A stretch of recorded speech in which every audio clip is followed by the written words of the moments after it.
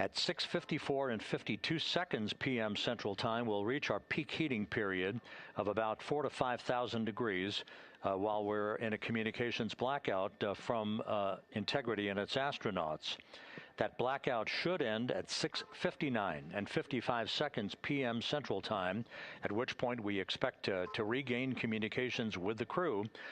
Capcom Jackie Mahaffey here in the flight control room will be talking to the crew, calling them, and we'll await a response from the crew as they come out of that blackout period. And at that point, their altitude will be just 157,000 feet above the Earth, traveling at 13,000 feet per second, with a range to splashdown of just 147 nautical miles.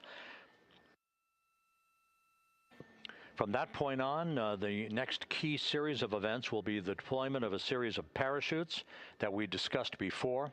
First, the forward bay cover chute deploy that will pull the forward bay cover away from the top of Integrity, followed by drogue chute deploy and then the main chute deploy that's expected at 7:04 and 44 seconds p.m. Central Time.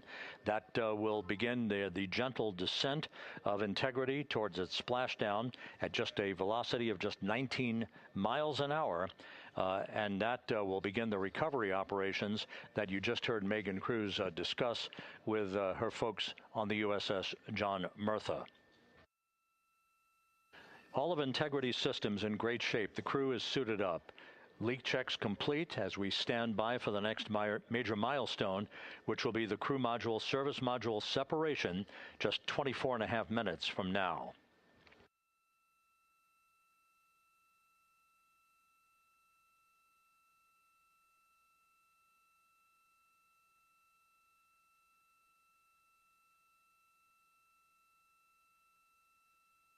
All of the activities from the start of entry interface to the point of splashdown will be quite rapid fire, just 13.5 minutes from the point at which we begin descent into the Earth's atmosphere till splashdown.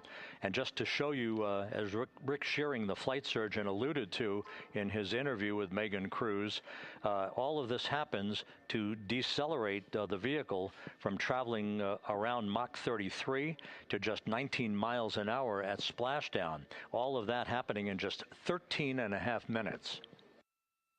But the vehicle and the parachutes are all designed to support all of that, so we'll be standing by to report all that to you in sequential fashion as these milestones are ticked off and as we hear from the crew during its entry back into the Earth's atmosphere and ultimately when they emerge from the blackout period, and at that point we'll be just minutes away from splashdown.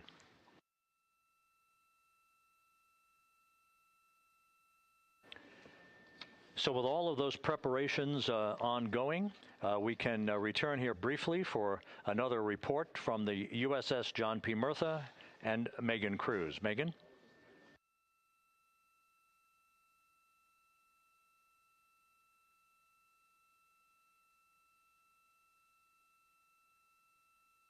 And we'll regain that communication with the USS John P. Murtha just momentarily. In the meantime, everything is on track aboard Integrity, the flight control team here in Houston, led by Entry Flight Director Rick Henfling.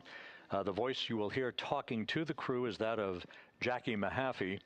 She will be reporting everything to the crew and receiving their reports as they enter the Earth's atmosphere for their 13.5-minute plunge back into the atmosphere for splashdown off the coast of San Diego. Now we have the ship back with us and Megan Cruz aboard the USS John P. Murtha. Megan? 11 balloon, right?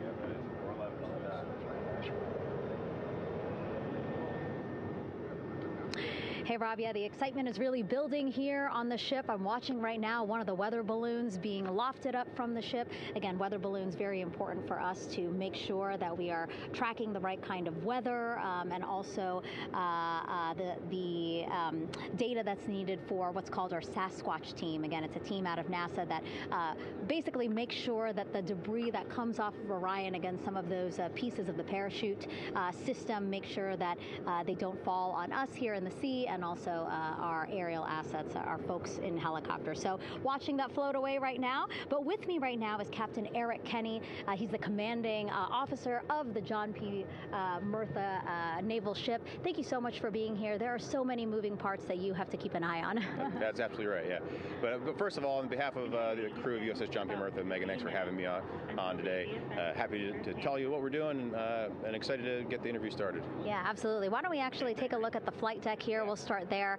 Basically, we also, while watching this weather balloon float away, we noticed all 4 helicopters leave the flight deck. We now have an empty flight deck. We had 2 imagery helos as well as the 2 crew helicopters that will go recover the crew. This is just one of the many things that, again, our ship of 550 people, it's something that you oversee as commanding officer. Yeah, absolutely. Every commanding officer, I would say really every naval service member, our priority is always safety. And as the commanding officer, I take that as one of my primary roles here on board. Mission accomplishment is important, safety always. So my day really has, I would say my message to the crew has sort of changed over the past 24 hours. As we're leading up to today, we've been building up the excitement and motivating the team for the training that we've executed. But really over the past 24 hours, now I'm trying to get us to slow down a little bit. Trust our training, right? Don't believe all the hype. Don't believe everything that's going on. Just let's trust what we've done to get to this point. And if we do that, we'll be successful today. Mm-hmm. And also part of the big success is obviously the coordination between NASA and the U.S. military. How does it feel being able to support the human space program we have? Yeah, I mean, since 1959 with Mercury, Gemini, Apollo, the history between NASA and the Navy has been in lockstep. But like any other skill, if you don't practice it regularly, that skill atrophies. So we've had a few decades off from that. But, over the past 4 or 5 years, really with this ship over the past year, we've constantly trained and working for this moment right here. Building up the hype, but to get to this point today, to be able to trust all the training we've done. We've worked with, working with NASA, the Air Force, the medical team, dive team. You want to talk about high-performance organizations coming together, working in unison? We are seeing that here on board the USS John P. Murtha, and I can't be more proud of all the work everyone's doing. Yeah, you had some great words this morning saying just that, again, that it's really nice to see everybody working together and so excited. I mean, you just became the commanding officer of this ship back in February. How does it personally feel for you to be a part of this historic moment today? Yeah, I mean, first and foremost, I'd say any opportunity to command any warship in the United States Navy is a tremendous honor, is a pinnacle of any naval officer's career. That being said, as my change of command was approaching, and I realized that Artemis was going to be in the window here, to say that I'm humbled and honored to be here is an understatement. What really just excites me is the opportunity to see this crew, who has been training so hard over the past year plus, come together. It is what inspires me. Listening to NASA and the ownership and pride they take, they make my crew better. I think we're making NASA better together.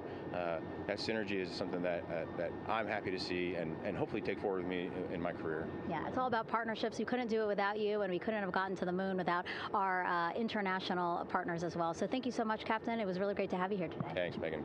Awesome. All right, Rob, back to you. Thank you, Megan. Back here in Mission Control in Houston. We just had a quick view of the crew. We'll get that view back, and there they are again. Here in Mission Control, the entry team of flight controllers led by Rick Henfling and Jackie Mahaffey serving as the spacecraft communicator. We have just handed over communications links from the Deep Space Network that we communicated with the crew through from the time of the translunar injection burn back on April 2nd. We've just handed back to the Tracking and Data Relay satellite system as we prepare for the crew module service module separation that will take place just 17 minutes from now.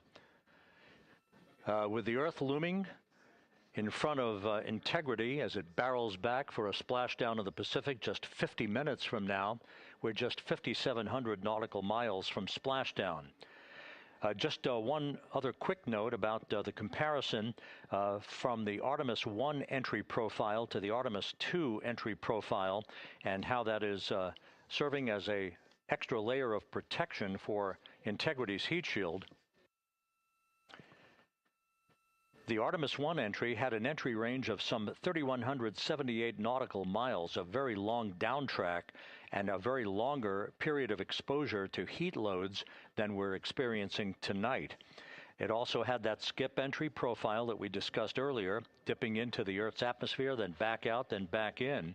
It was about 20 minutes of exposure. Integrity, Houston, comm check on TDRS. Jackie, we have it loud and clear on TDRS. We have you the same. And there's one of the weather balloons being deployed from the USS John P. Murtha.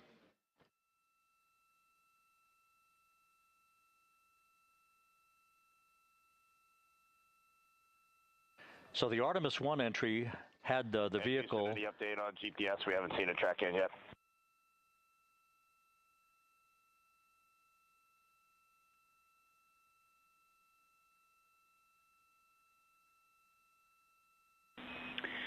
Reed, we are watching. We are starting to get into the window where they may start acquiring, so should be within the next 10 minutes. Okay, sounds good. We're holding at step 17 and getting ready for CM-RCS hot fire.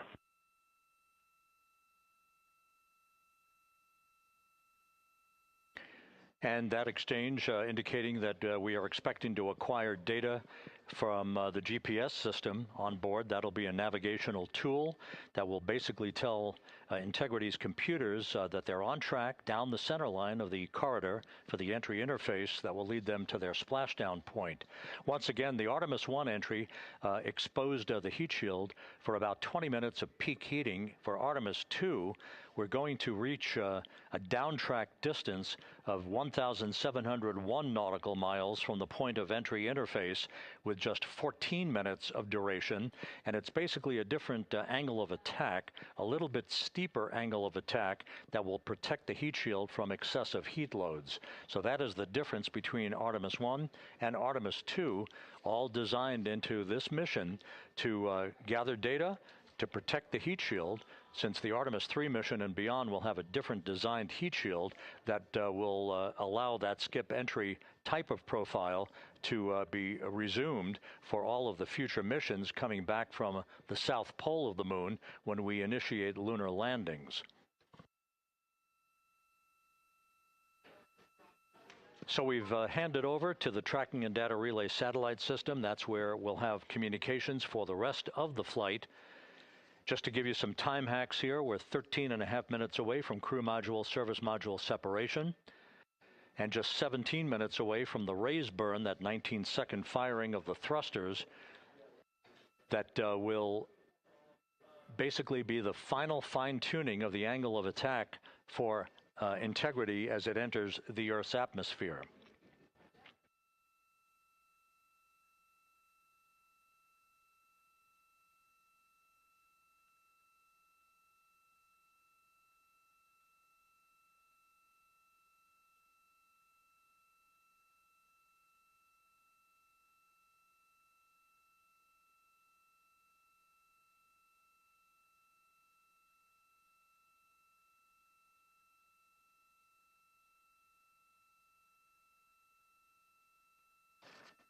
And once again, a dueling box view of some of the assets that are involved in recovery operations today.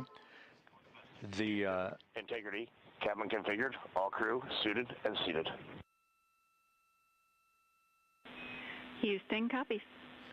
That confirmation from Reed Wiseman aboard Integrity, as you see the assets being deployed to the splashdown zone.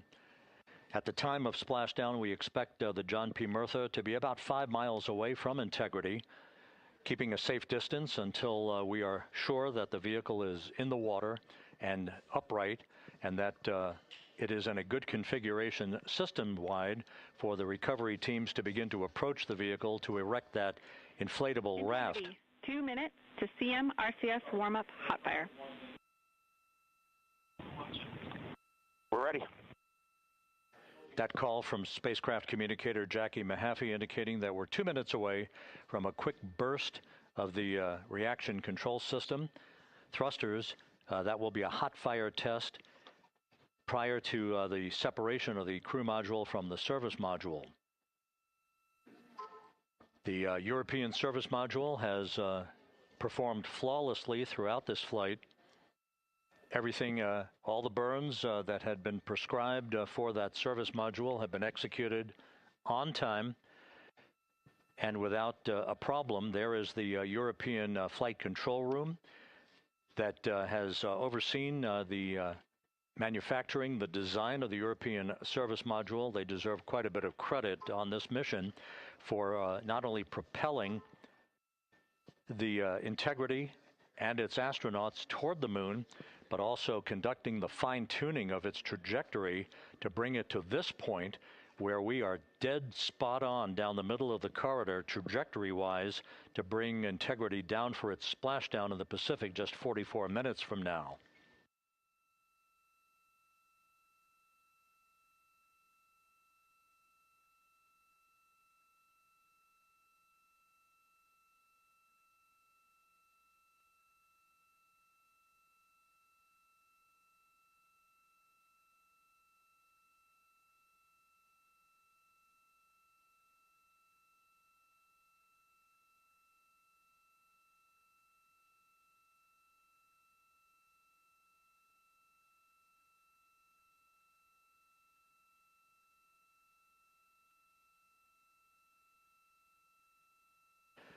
What you're looking at is a computer-generated visualization based on real-time telemetry from Integrity, currently traveling about 16,000 miles an hour.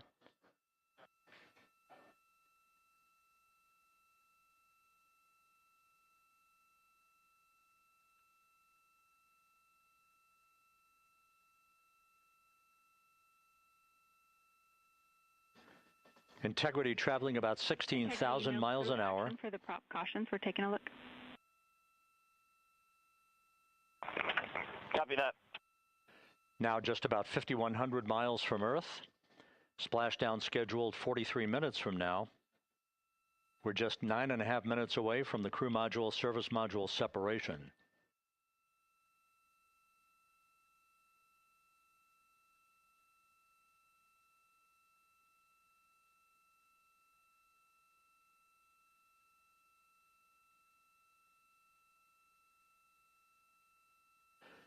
We are confirming. Integrity, we are assessing details, but so far looks like a good hot fire. Looks good on board, Jackie. Thank you. And Jackie Mahaffey took the words out of my mouth. I was just about to say that we had a good hot fire test of the thrusters in advance of the crew module service module separation that's coming up just 8.5 minutes from now. This will begin the period in which we will have rapid-fire succession of critical activities on board that will lead to entry interface just 28 minutes from now, where the vehicle will enter the Earth's atmosphere at an altitude of 400,000 feet. The time of entry interface, 6:53 and 30 seconds p.m. Central Time.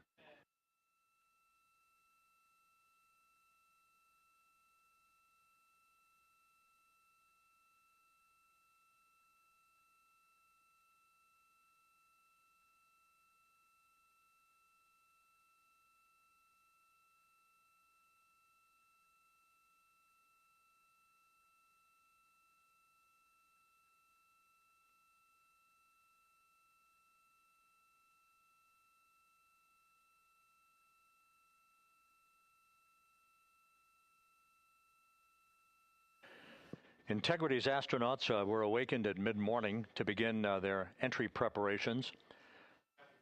And propulsion officer now reports a good hot fire test in preparation for the crew module service module separation.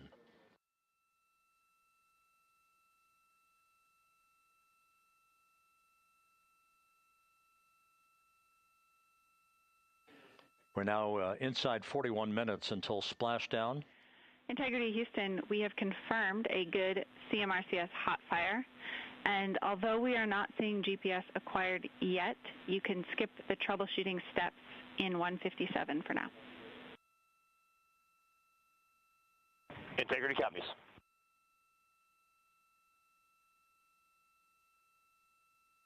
That GPS discussion indicating that we will be acquiring navigational data for integrity through the global positioning system equipment on board. We just don't have it yet, but we will. All of Integrity's systems are in great shape to support its high-speed entry into the Earth's atmosphere. It, once again, will reach a peak speed of 24,661.21 miles an hour. You're calling GPS. We at least have GPS 1 looking good on board.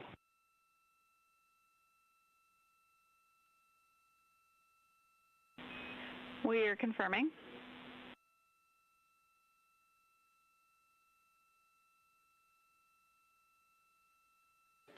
The Guidance, Navigation, and Control Officer here in Mission Control confirming that we have good lock on GPS data.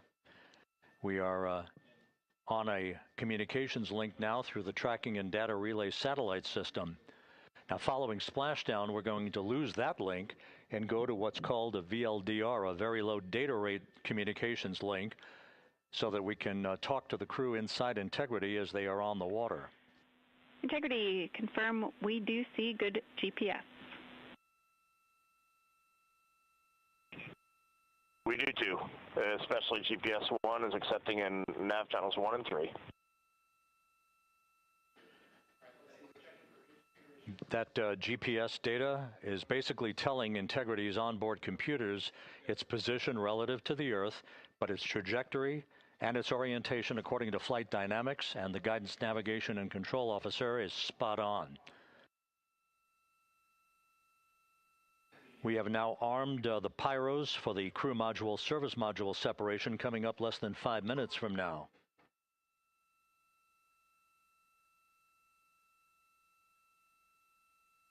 Once again,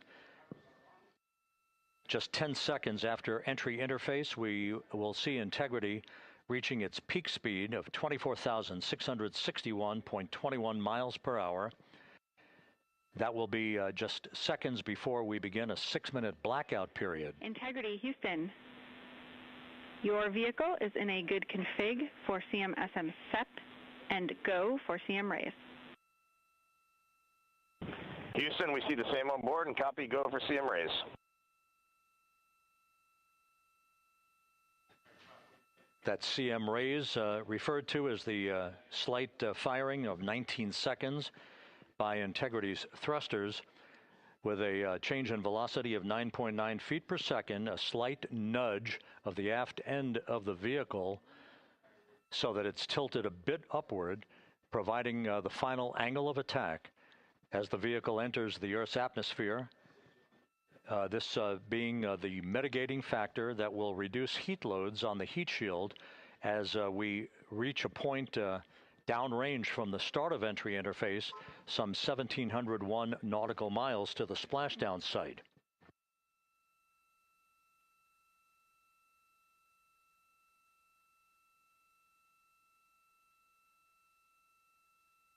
Integrity systems in excellent shape. We are currently 3,300 nautical miles left in this mission. Splashdown scheduled 36 minutes, 39 seconds from now.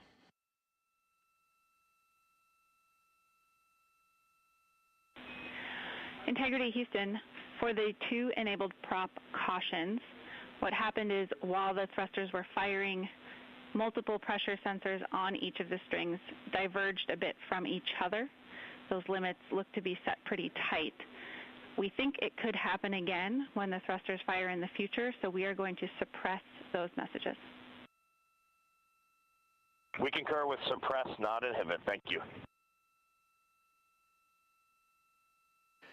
That exchange between Jackie Mahaffey, our Capcom for tonight, and Reed Wiseman aboard Integrity, indicating basically to ignore sensor data.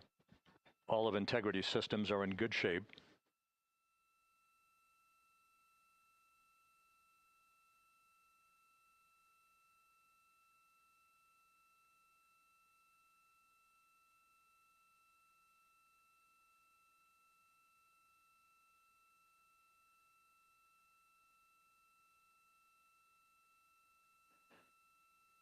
Now, coming up on about 90 seconds till the crew module, service module separation.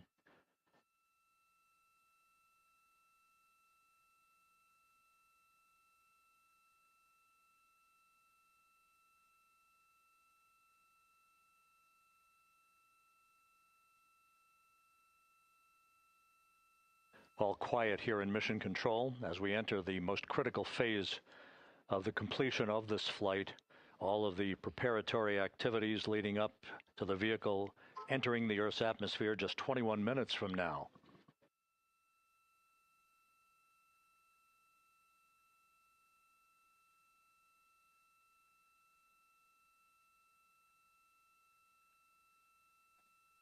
Coming up on 1 minute. Mark, 1 minute till crew module, service module separation.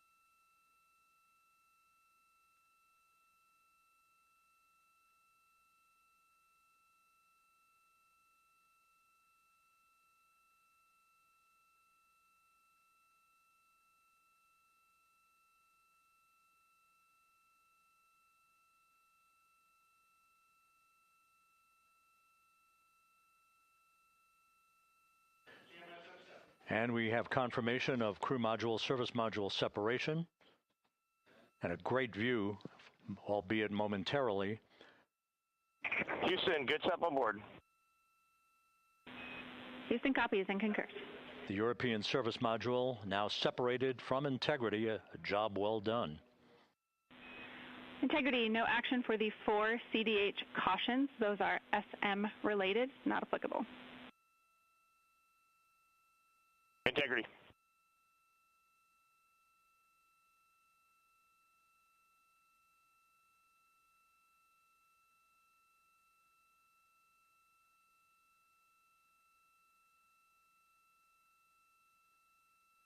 So, with Integrity now flying free on its own for the remaining 32 minutes of this mission, next up, the raise burn, a 19-second firing of Integrity's thrusters. Good GPS 2.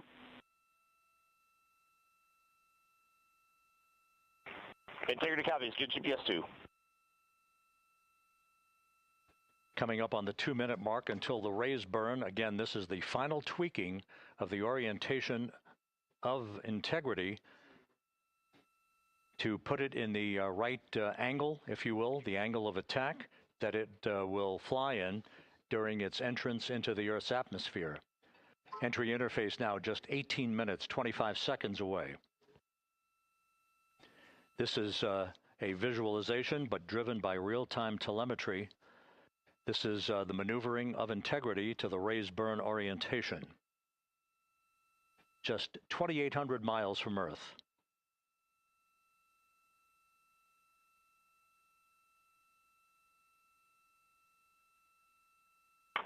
Houston, we got a great view of the European service module out the window with the sun hitting the side and the solar rays and the NASA worm right there. It's a beautiful looking machine. Roger.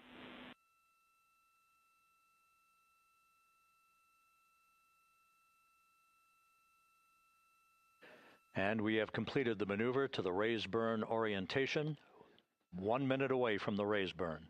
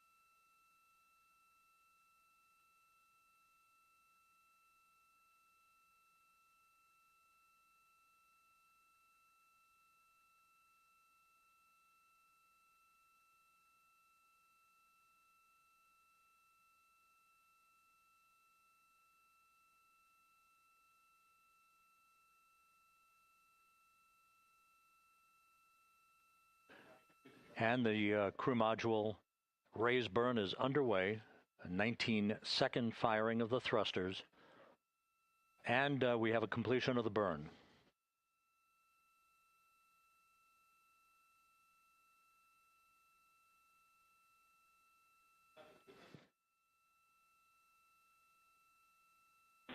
Integrity, good. CM raise burn. Your flight path angle is within limits.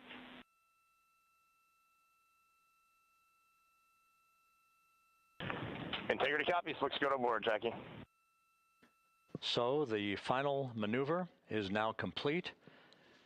Our trajectory for a splashdown in the Pacific 29 minutes from now is set and will not be amended any further.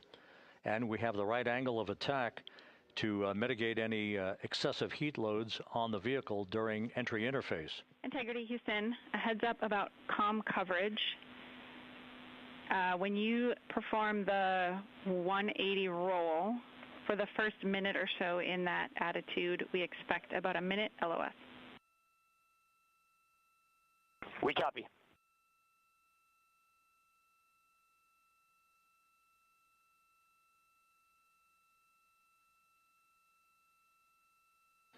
So for those who are watching the series of events coming up, we will enter the first traces of Earth's atmosphere 14 minutes, 45 seconds from now.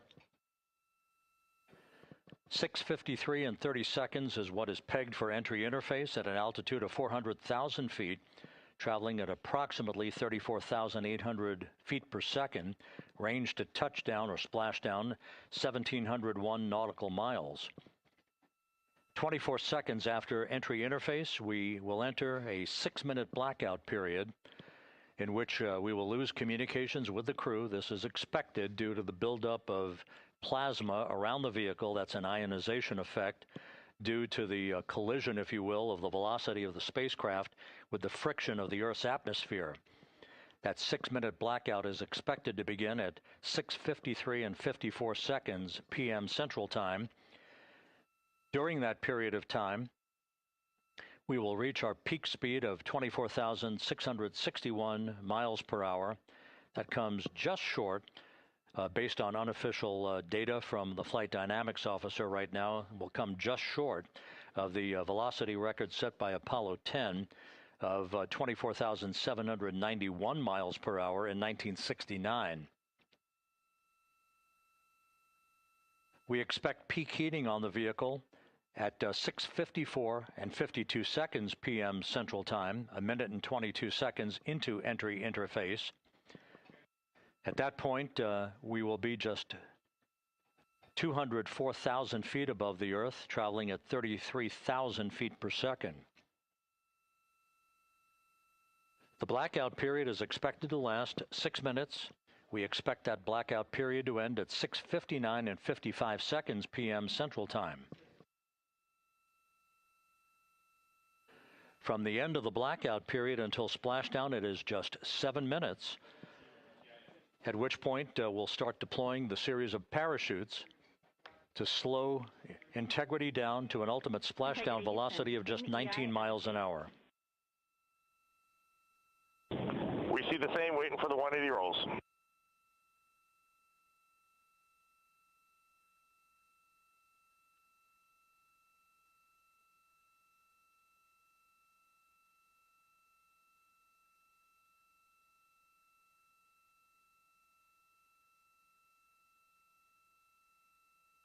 The parachute deployment sequence, once again, will come in several segments, but in rapid fire succession. And we have a great view of the moon out window too. Looks a little smaller than yesterday. Guess we'll have to go back.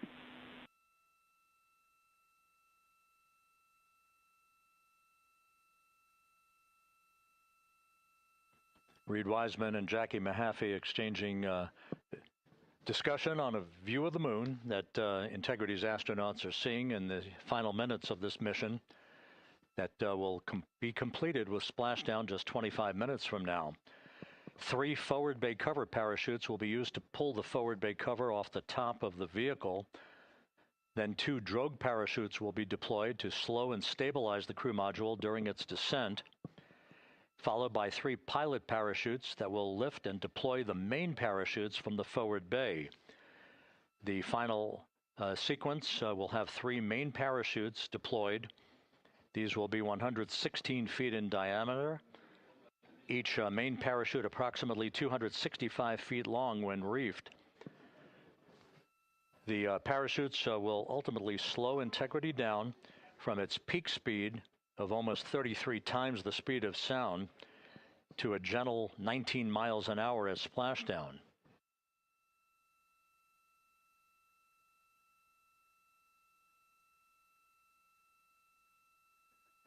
The vehicle is now currently in a roll to the proper attitude for entry interface. Our trajectory is right on according to flight dynamics.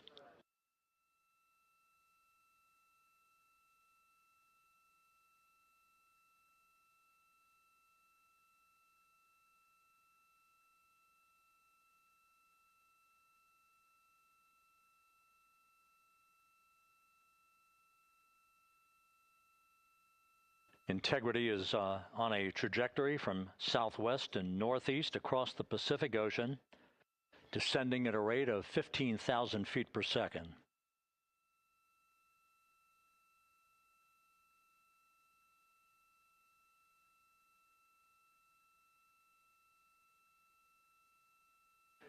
Range to touchdown 4,300 nautical miles, all the systems in excellent shape.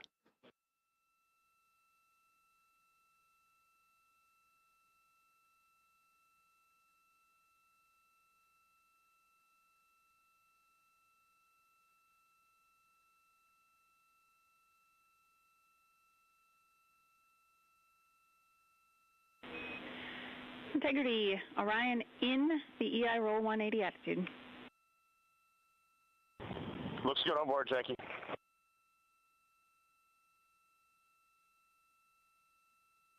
This view out of one of Integrity's windows. We had a call for 3 good baros. Those are barometric pressure sensors that feed altitude and rate of descent information to Integrity's computers that will trigger the parachute deployment sequence. We are less than 9 minutes away from entry interface, 22 minutes from splashdown.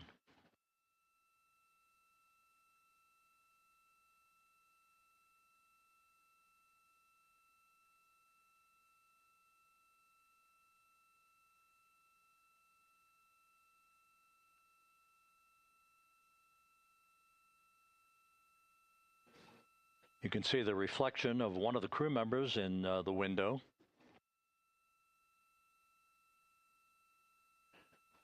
Out in the Pacific, the weather conditions remain go. Just a few clouds, some scattered clouds, winds at 10 knots, wave heights just about 4 feet. A gentle day in the Pacific for the homecoming of Integrity's astronauts.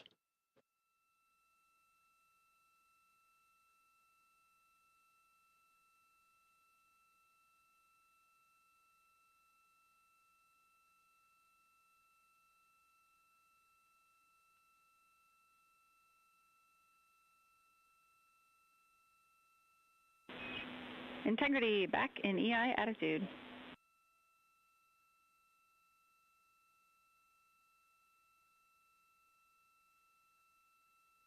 We see the same on board, Jackie.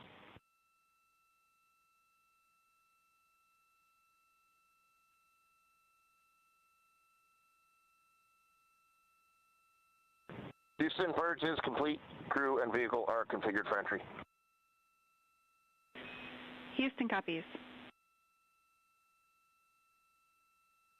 And we're in step 37, transferring nav state to BFS.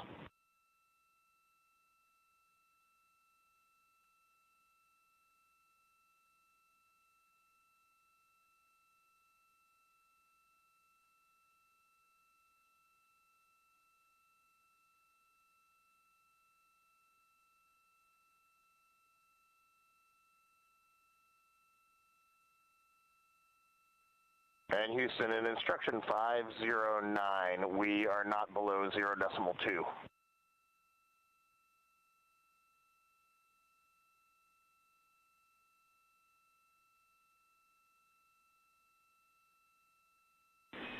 Integrity, no action required. Integrity.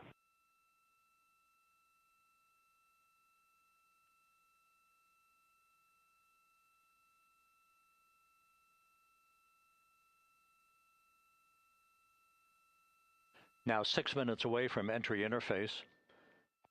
We will hit the first traces of Earth's atmosphere at an altitude of 400,000 feet, traveling about 34,882 feet per second. Ranged splashdown at that point will be 1,701 nautical miles.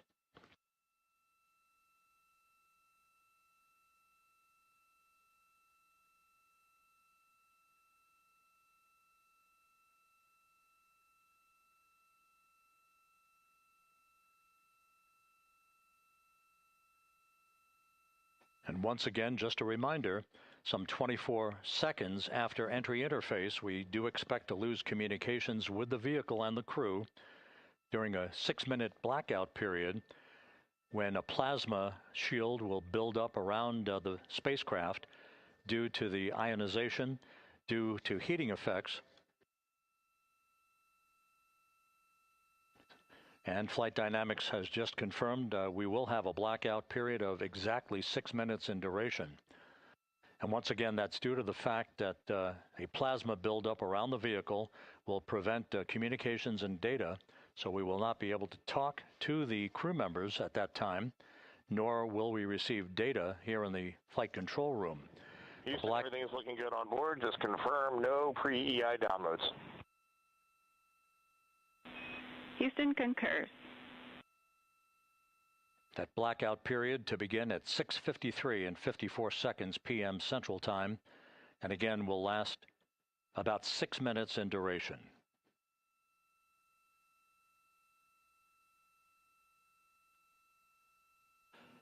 We're 4 minutes away from entry interface.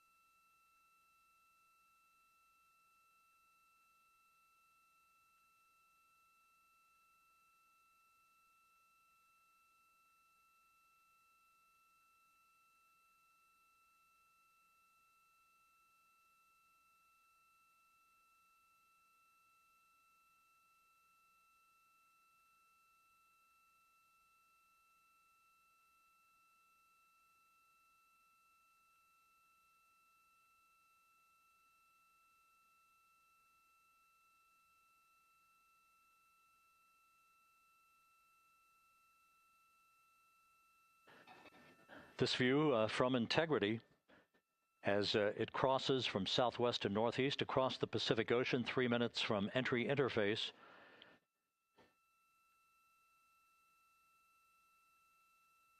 "16.5 minutes till splashdown."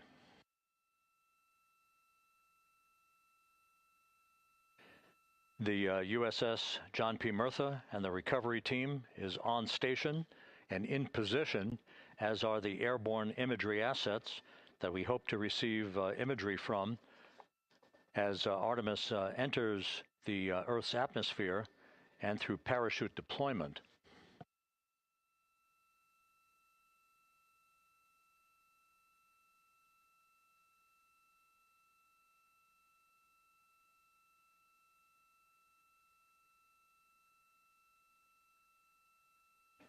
All of Integrity's systems are in great shape. The crew is ready to complete its mission just 15.5 minutes from now. All of the activities today have gone off in perfect fashion. No issues with the vehicle, no issues with the crew. And the weather at the splashdown site is go.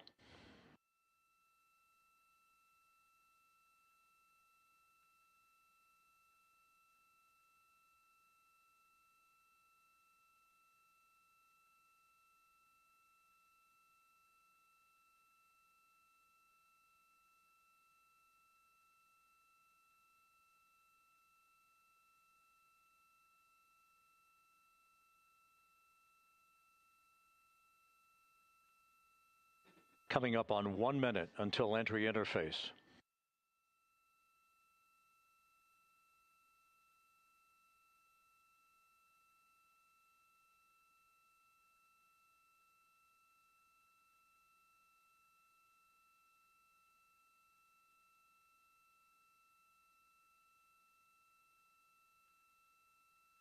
Mark 1 minute until entry interface. 1 minute 20 seconds until the expected start of our 6-minute blackout. Integrity, 1 minute to a 6-minute blackout. Integrity.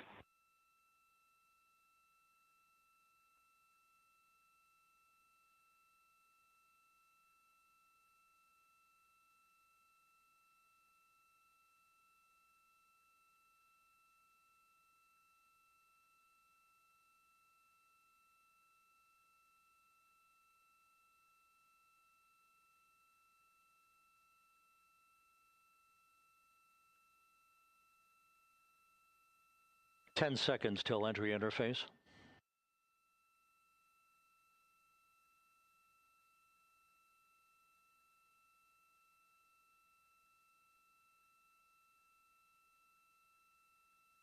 And we have crossed the threshold, now entering the Earth's atmosphere. We're at 400,000 feet, traveling 34,800 feet per second.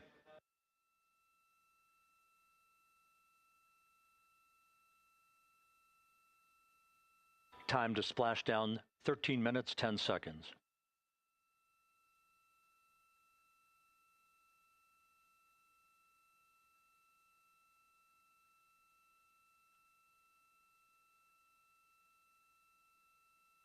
And as predicted, we've entered our communications blackout.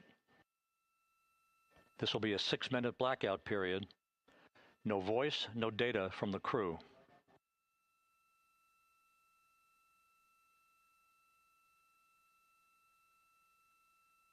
We're 30 seconds away from the anticipated point of peak heating on the vehicle, where temperatures will rise to about 4,000 to 5,000 degrees Fahrenheit. This is the true test of our trajectory.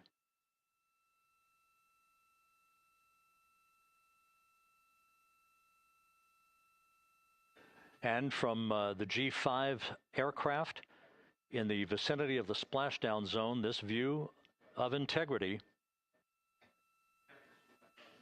So that pinpoint of light shows the vehicle as it enters the period of peak heating in the Earth's atmosphere, the first tug of gravity being felt by Integrity's astronauts since their launch back on April 1st.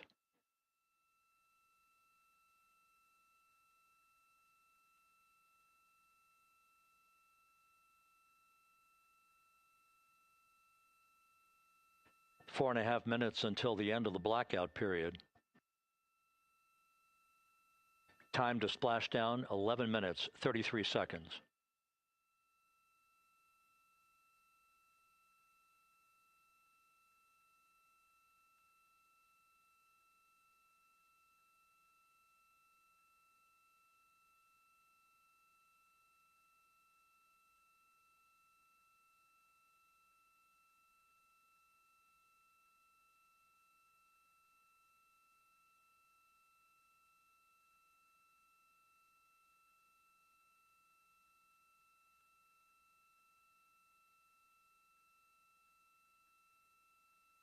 The landing and support officer reports that the P-3 has acquisition on Integrity.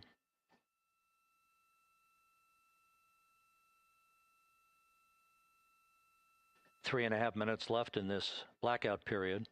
This is a visualization of the plasma buildup around the spacecraft and the repelling of that heat on Integrity's heat shield.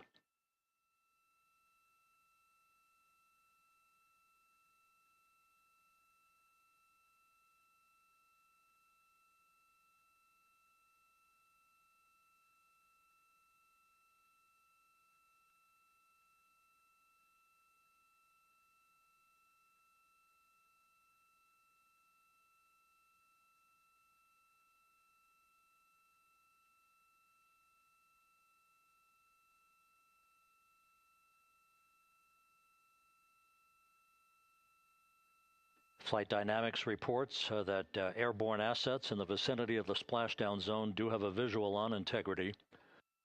Still 2 minutes and 40 seconds left in our blackout period. Time to splashdown, 9 minutes, 35 seconds. .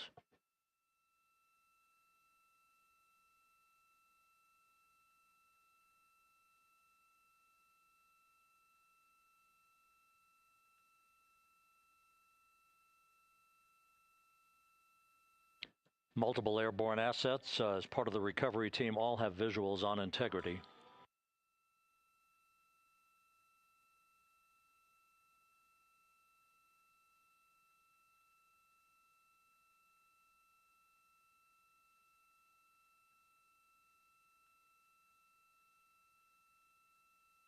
And the WB-57 flying in the splashdown zone also has a visual.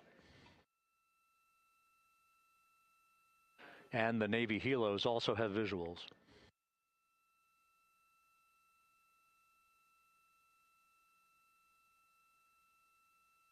We're still in the blackout period. Still do not have communications from the crew.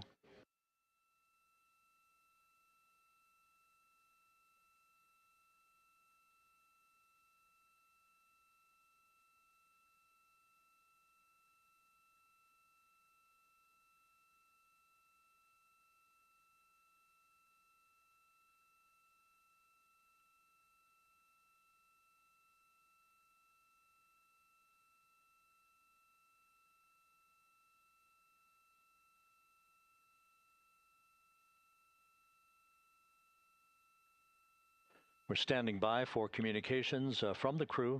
We should be out of the blackout period less than a minute from now.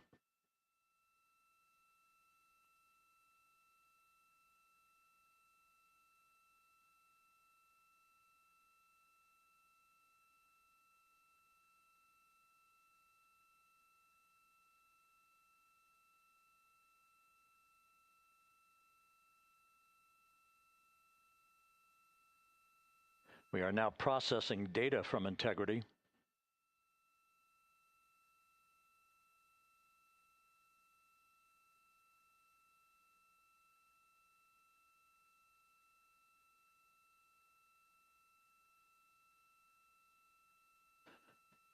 Landing and support officer reports the small boats are en route to the splashdown target zone.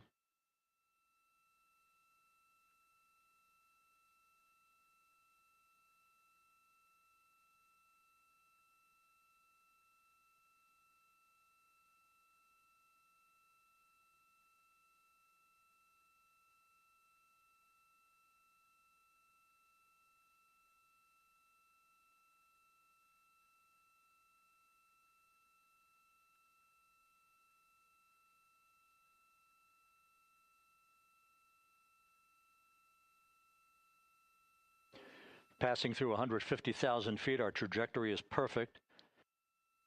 We're getting intermittent views of integrity. Still waiting to establish voice communication.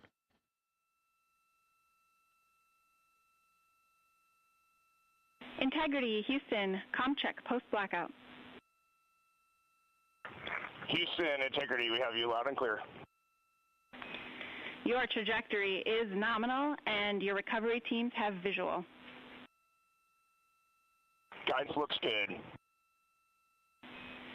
No action for the enabled internal camera controller fail. Big cheers from the viewing room here in Mission Control as voice communication reestablished with Commander Reed Wiseman. For America and a waiting world, Integrity is 5.5 minutes away from coming home.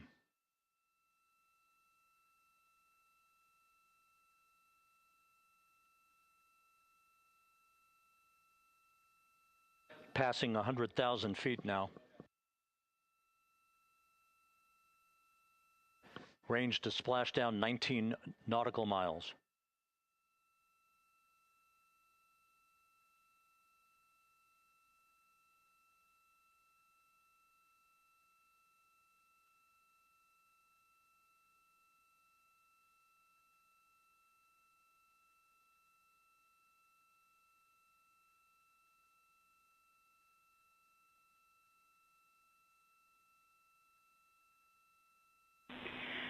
Integrity, impact to the camera controller fail is no cab 1 views of the chutes.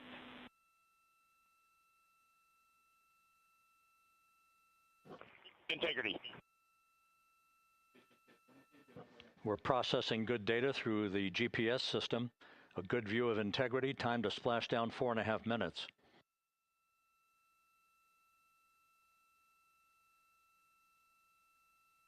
And a view of Integrity from the WB-57. We're at 50,000 feet.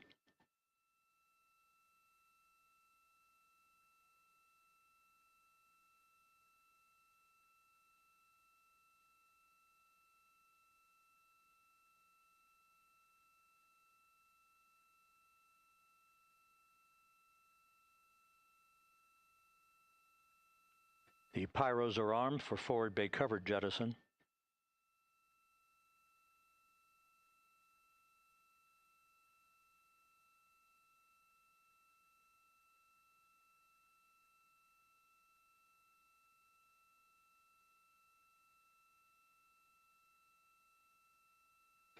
And there go the first series of parachutes.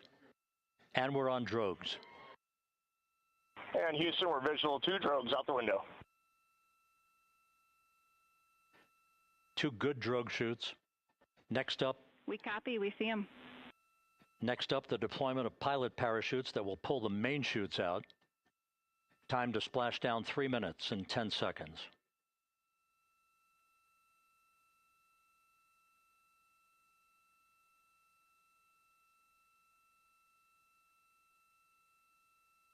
Perfect descent rate according to flight dynamics. Good rates on 2 drogues. We see the same on board.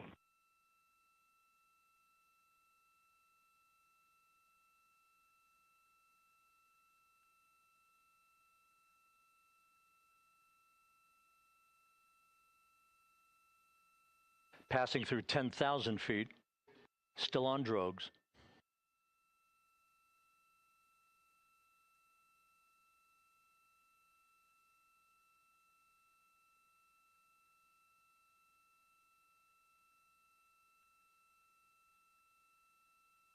Main chute deploy. We're at 5,000 feet.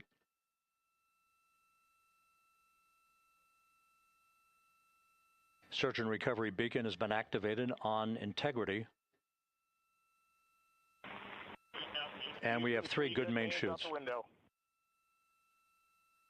Good 3 main chutes, good reefing, good descent rate. Good rates, and we see 3 good-looking parachutes.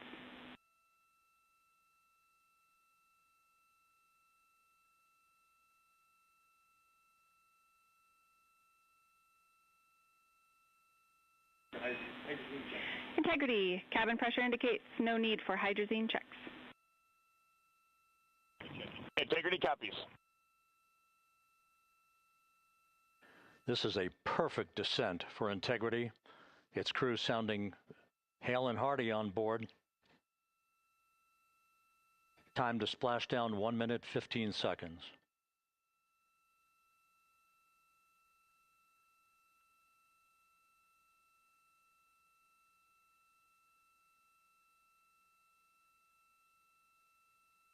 Integrity about to complete a journey spanning 694,481 miles from its launch from the Kennedy Space Center back on April 1st, and a trip around the moon.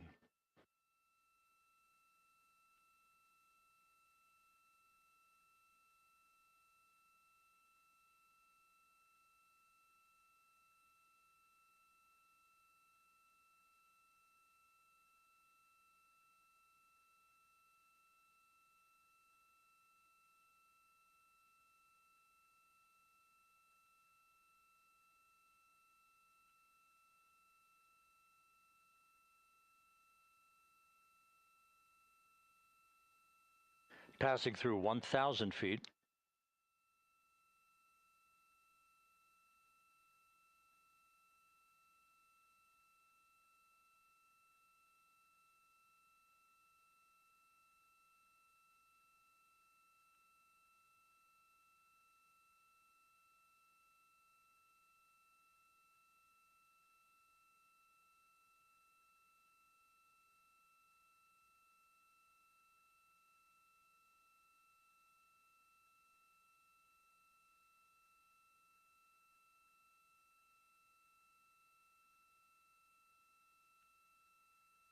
Houston Integrity, splashdown, sending post-landing command now.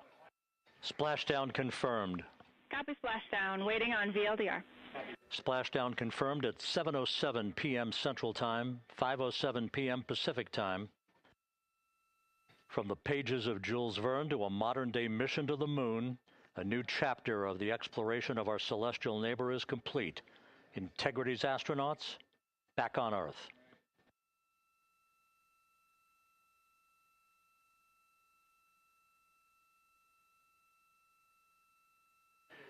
And the landing and support officer reports the vehicle is stable 1. We still will be deploying the crew module uprighting system to maintain that orientation.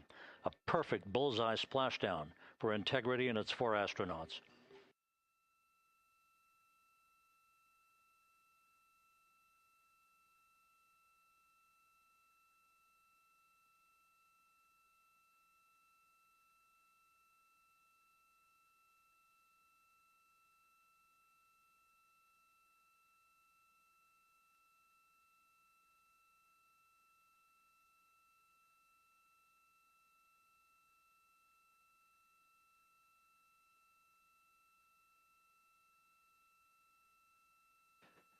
The unofficial splashdown time, 7:07 and 47 seconds p.m. Central Time. We'll get that refined for you. That would put the end of the mission at a mission elapsed time of 9 days, 1 hour, 31 minutes, 35 seconds.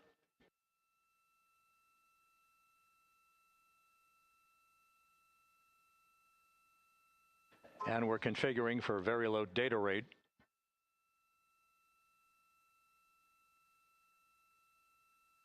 Once again, splashdown occurring in the Pacific, southwest of San Diego at 7:07 and 47 seconds p.m. Integrity Houston, comm check on VLDR.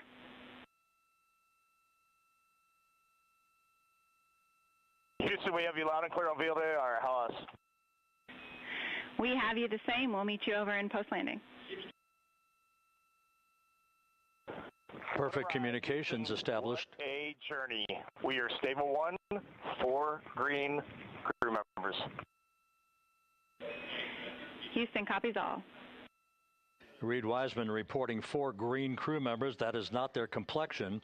That is the fact that they're in great condition. That's what that means. So stable 1, upright. The crew module uprighting system is being deployed. The 5 airbags being inflated through helium to maintain the upright configuration for the vehicle. This was a textbook entry and a textbook touchdown for Integrity. Reed Wiseman, Victor Glover, Christina Cook, and Jeremy Hansen back on Earth after a journey around the moon.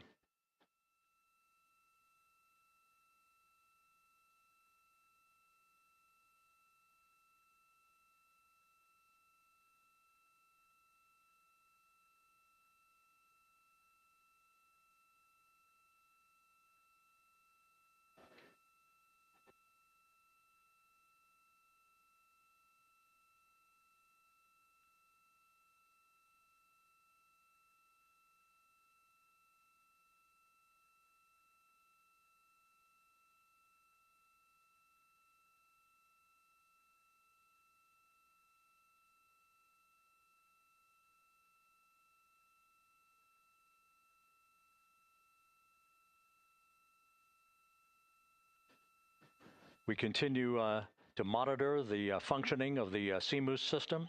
The airbags are being inflated to maintain a stable 1 or upright configuration. And there's a good view from one of the naval helicopters hovering overhead. Reed Wiseman reporting 4 green crew members, meaning they're all in excellent shape.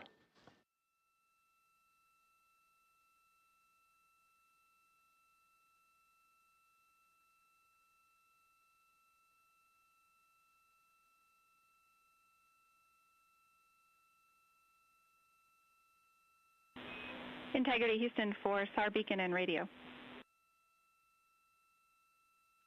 SAR beacon is in for 06, and we're powering the radio now. Go ahead. We see the beacon on. However, the recovery team is not seeing the signal. Your SAR radio uses the same antenna, so you may run into trouble with the radio.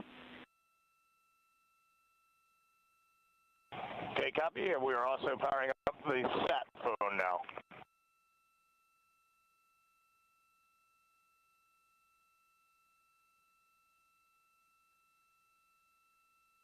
So Integrity is in great shape, and as the crew continues its post-splashdown timelined activities on board, Reed Wiseman once again reporting that all 4 crew members are in excellent shape.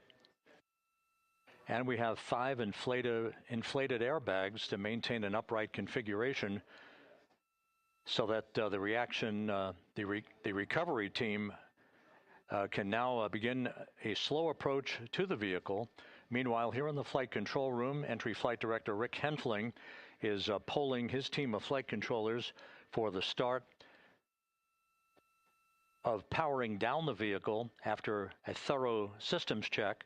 We have no toxic gases to be concerned about, so the recovery personnel can approach the vehicle, but not until we have powered down the spacecraft. That's expected to take a few more minutes.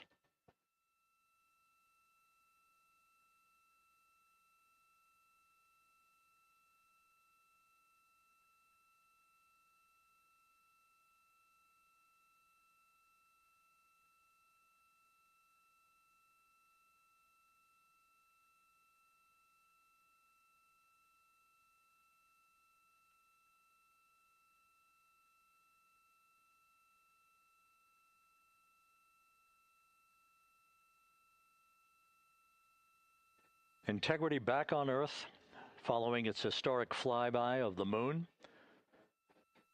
It was, for all intents and purposes, a textbook mission. On 2828, but I'll remain on this frequency. We copy.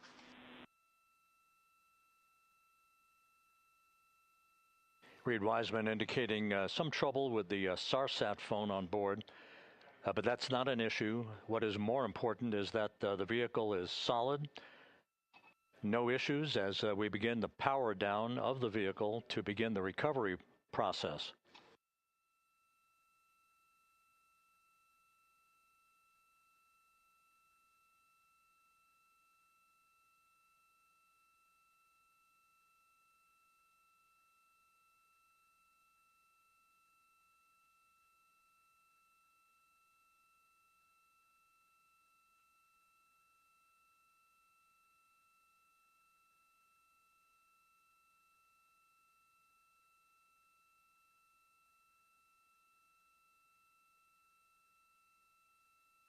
The propulsion officer here in Mission Control reports that we have safed the prop system on Integrity. Can you say again? That was very weak and broken.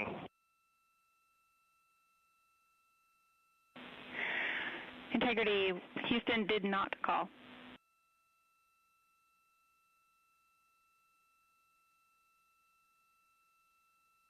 Copy that, Houston. It might have been on the SAR radio. Stand by.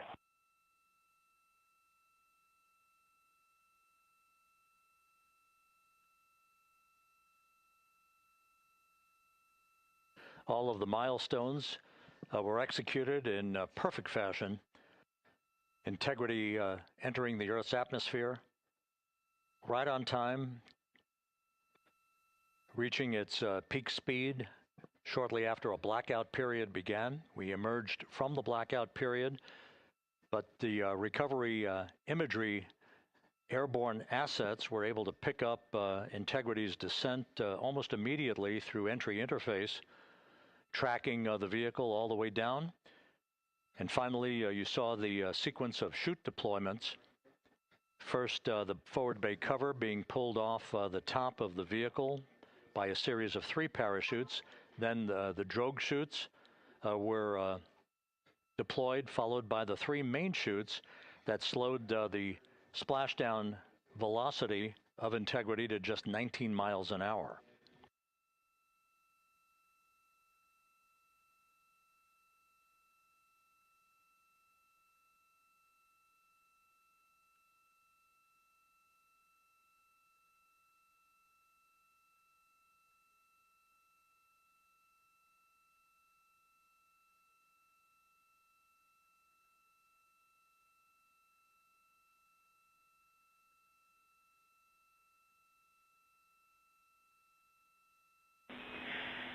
Integrity, Houston, with no joy on SAR and SAT phone, we'd like you to command an additional 15 minutes for a total of 30-minute power down delay.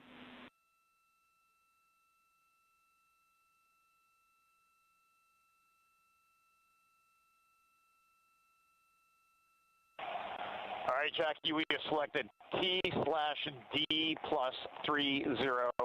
No joy on SAR radio or sat phone.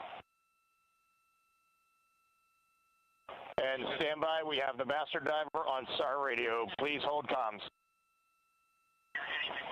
Hey, Lily. Excuse me. Hey, Jackie, we just got the master diver on SAR.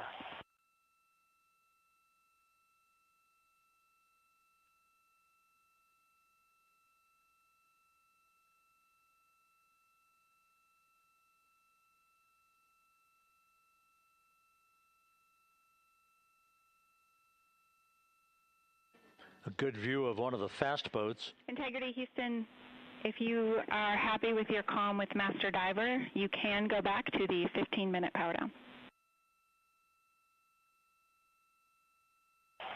Okay, stand by.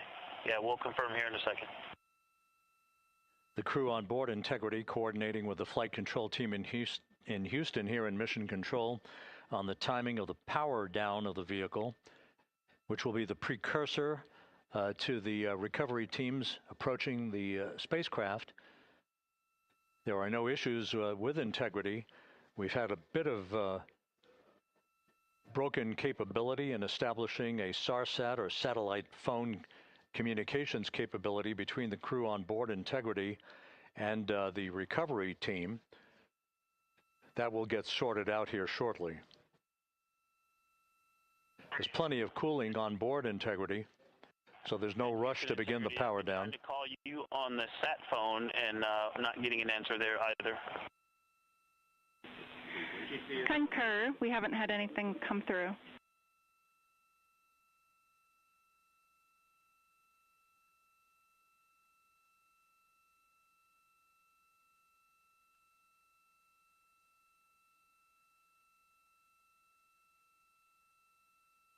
And Houston, if you could relay to recovery that we hear them, but it does not appear as though they are hearing us.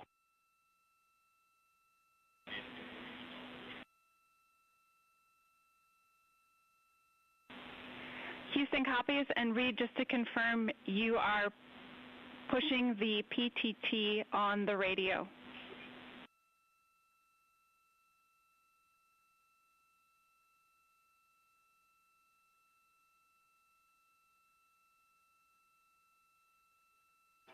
So as we continue to sort out the communications between Integrity and the recovery teams, we are standing by for the initiation of the power down procedures that, as you see, the recovery teams are moving towards the side of the capsule.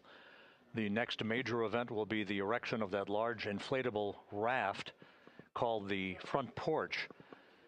That will be the port of call for the crew as they're being extracted one by one from the vehicle.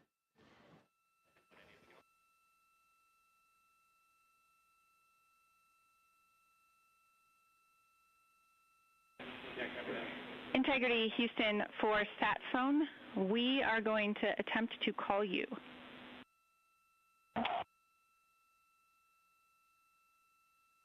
Good idea, standing by. And Jackie, yes, we are pushing the push to talk, the two buttons on the left side of the radio below the up-down arrows. We are utilizing them. I'm rebooting the radio to see if we get good comms. Okay, we copy all, and just to confirm, you are seeing that you're touchdown plus 3030 for power, correct? That's affirmative.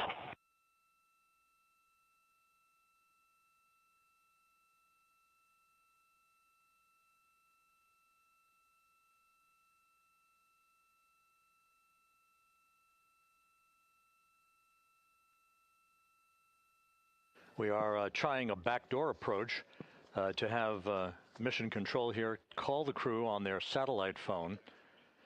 This is all part of the coordination for the power down of the vehicle that will initiate the actual recovery operation. The first boats with the Navy divers on board are standing by, waiting to close in on Integrity to begin the process of erecting the large inflatable raft that's called the front porch that will be where the astronauts are extracted from so that they can have a few minutes to get their land legs back before they're hoisted aboard the Navy helicopters for the flight back to the deck of the USS John P. Murtha. Do not reply.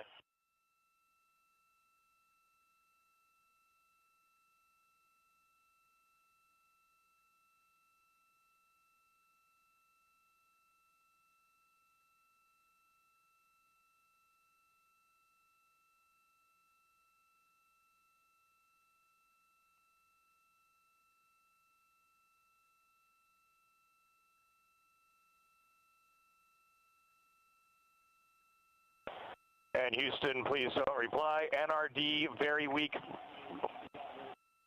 but readable. Master Diver, we can hear, but they cannot hear us.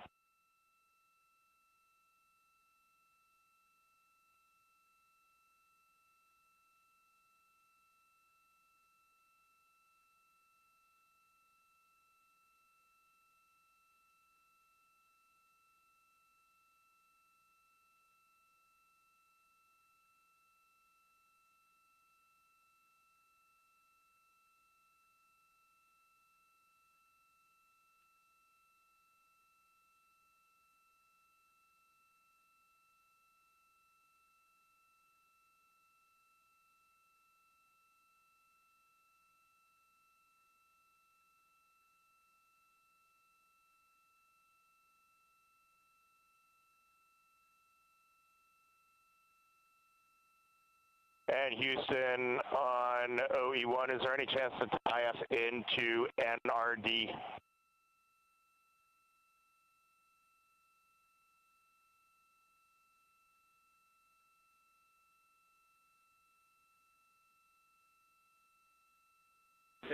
Checking.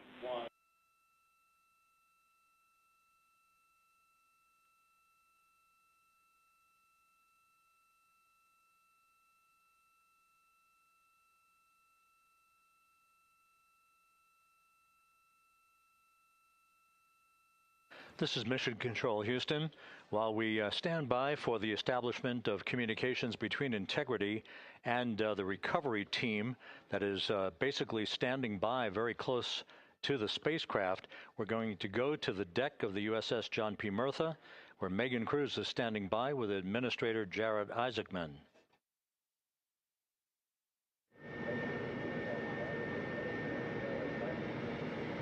Hey, Rob, yeah, just such an honor to be able to be here on the ship, to be able to share and experience this moment with everyone together. And of course, as you just said, yes, here with NASA Administrator Jared Isaacman. Administrator, how did you feel getting to witness this and seeing NASA at its best?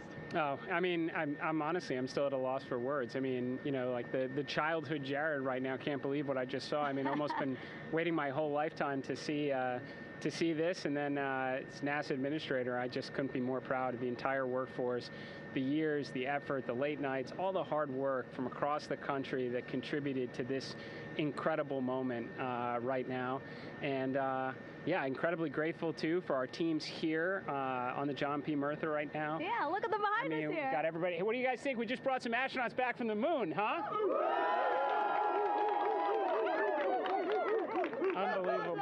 Thank you. Yeah, so grateful to the Navy, the sailors that are here, the NASA teams. I mean, this is a joint effort that's on their way right now. These recovery forces are getting out to our Orion spacecraft, to Integrity, get our astronauts back on the ship safely. Yeah, and this is not just an accomplishment for NASA. This is an accomplishment for humanity. Again, a historic mission to the moon and back. How does this make you feel, and what do you hope people take away from this? Well, I'll tell you, you know, I think about the crew members that we've all had an opportunity to observe over the last 10 days, right? I mean, they're absolutely professional astronauts. I mean, wonderful communicators, almost poets. But then I think these were the ambassadors from humanity to the stars that we sent out there right now. And I can't imagine a better crew than the Artemis II crew that just completed a perfect mission right now. So yes, it's a huge moment for everybody, right? I mean, we are back in the business of sending astronauts to the moon, bringing them back safely, and to set up for a series more. I mean, this is not a once in a lifetime, which you hear sometimes around here. It's like, this was a once in a lifetime. No, it's not. This is just the beginning. We are going to get back into doing this with frequency, sending missions to the moon until we land on it in 2028 and start building our base. Yeah, are we going to build on the momentum for Artemis III? I mean, it's just around the corner. Absolutely. So, I mean, that's, part of me too. Like, I can't wait to get the crew off of Integrity right now, but also getting Integrity back on this ship so we can start taking a look at it, because all that data is so precious to us right now. I mean, we are going to definitely want to take a good look at the thermal protection system. We're going to want to download all the data they couldn't transmit back to us and use that to inform Artemis III. But we're already making progress, right? You had SRB segments already showing up at KSC. Core stage for Artemis III is rolling out on April 20th. We're getting Mobile Launcher 1 back in vehicle assembly building. So yes, there is a lot to celebrate right now on a mission well accomplished for Artemis II, and at the same time, we got to start getting ready for 3. Amazing. And last question, for people who joined us for all 10 days to see what we can accomplish together with our international partners, what do you think about the fact that we're going to keep doing this more and more and more? It's incredibly exciting. I mean, yes, it's the contributions, like the best and brightest across the NASA workforce from across the country, our industry partners, our international partners. We had a Canadian Space Agency astronaut on board in Jeremy. We had the European Service Module. And you think, in the days leading up to this launch, I mean, 48 hours prior to launching Artemis II, I was meeting with the Italian Space Agency. We signed a memorandum of understanding to build a habitation module on the moon. I mean, you have countries, all of our allies and partners coming together saying, we are committed to this effort, we are returning to the moon, we're doing it to stay, we are building that enduring presence, we are going to master the skills on the surface of the moon so someday we can undertake missions to Mars. It's just an incredibly exciting time, and we're not going at it alone, we're bringing everybody along with us. Absolutely. And speaking of everyone, one more time, we're going to ask the crew here, you guys ready to land on the moon? Awesome. I love that. Okay, well, thank you so much, Administrator. Appreciate you being here. We're, of course, going to stay on to watch the crew get extracted from Orion, so stay tuned, and we'll see you back here shortly.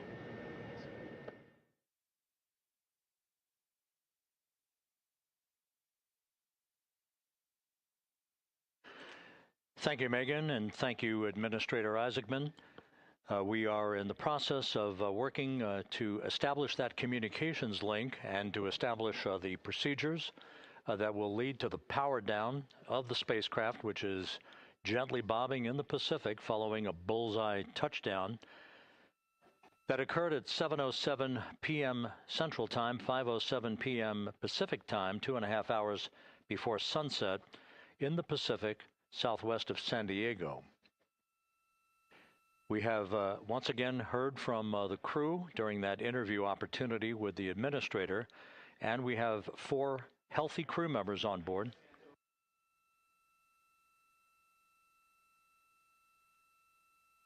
We now have confirmation that the vehicle has been powered down as per the procedures. So we have vehicle powered down, and the flight control team here in Houston, Flight Director Rick Henfling, has handed over mission authority to the Exploration Ground Systems team out in the Pacific. Now, we will physically not get off console with this team until the crew has been extracted into the front porch, that inflatable raft that will be erected along the side hatch of Integrity. So we're standing by for that in the next step in the recovery procedures. But everything is in great shape, and we have 4 healthy crew members on board the vehicle.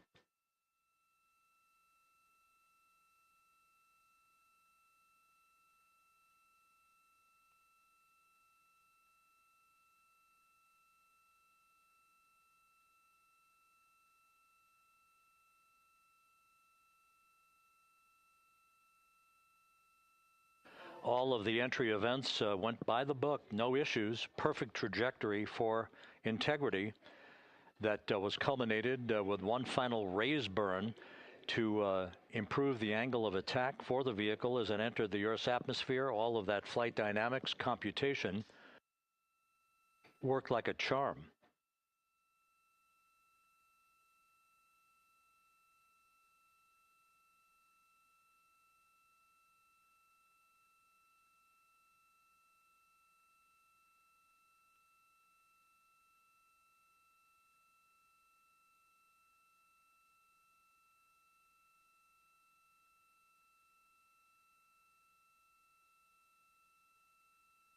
So we are standing by for the recovery team to approach integrity and begin the process of erecting that inflatable raft called the front porch, which will see the crew members be extracted from the hatch of Orion into that inflatable raft before they're hoisted aboard two Navy helicopters in a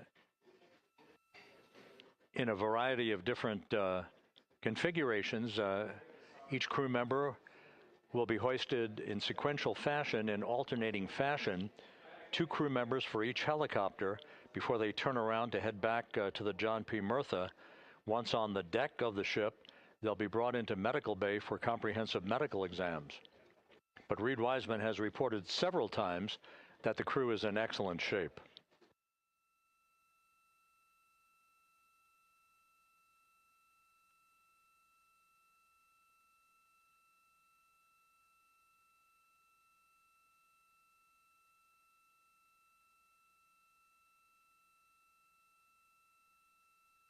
So just to recap, it has been some 26 and a half minutes since the splashdown of Integrity in the Pacific. The vehicle is in excellent shape. It performed like a champ all the way down through the Earth's atmosphere. All of the vehicle functions were checked off in excellent trip hammer fashion. The parachutes all deployed as planned.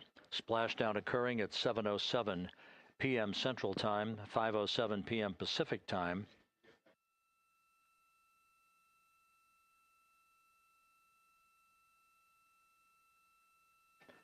And after a bit of a tussle to try to establish a communications link with the recovery team, we were finally able to run through the procedures for the powering down of the vehicle. We've handed over mission authority to the Exploration Ground Systems folks out in the Pacific, and the recovery team will be approaching the vehicle shortly to erect the inflatable raft called the front porch before opening the hatch to Integrity to bring the crew members onto that raft before they're hoisted onto two Navy helicopters, two crew members for each helicopter, before they're flown back to the deck of the USS John P. Murtha.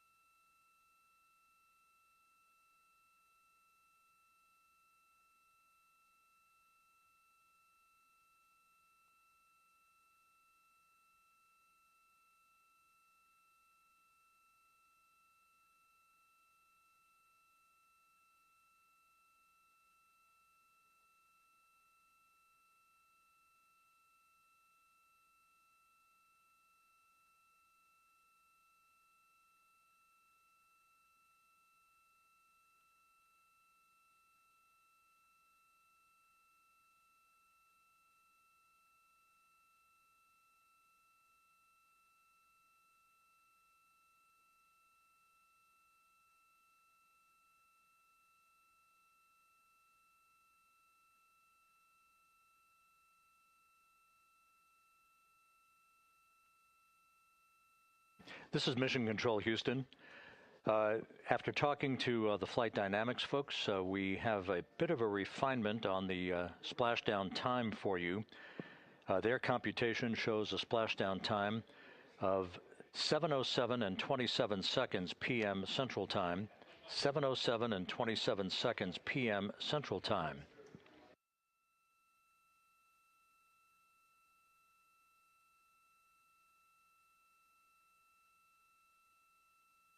That would equate to a mission elapsed time of 9 days, 1 hour, 32 minutes, and 15 seconds.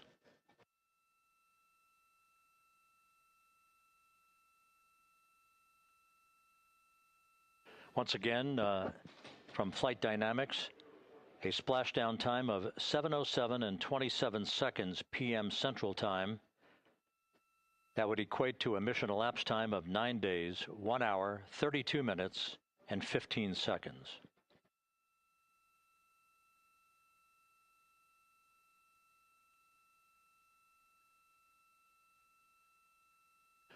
Reports from the Pacific indicate that the recovery team, in communications with the crew aboard Integrity, that the crew remains in excellent shape as they await the approach of the team for a final hazard gas evaluation before they move to the side of the vehicle to erect the inflatable life raft called the front porch.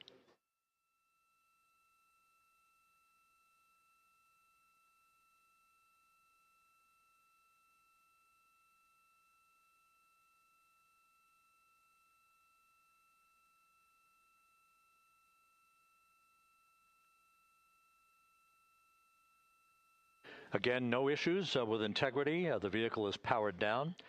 All of its systems are now safed.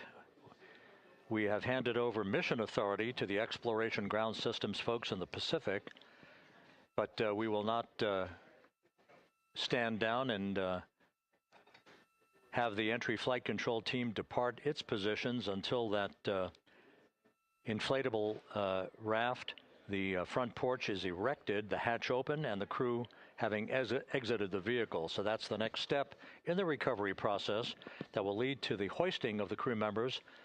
For 2 crew members for each helicopter, they'll be hoisted to a pair of Navy helicopters that will then fly a short distance back to the USS John P. Murtha. What you're looking at is one of the fast boats circling the vehicle to make a hazard assessment.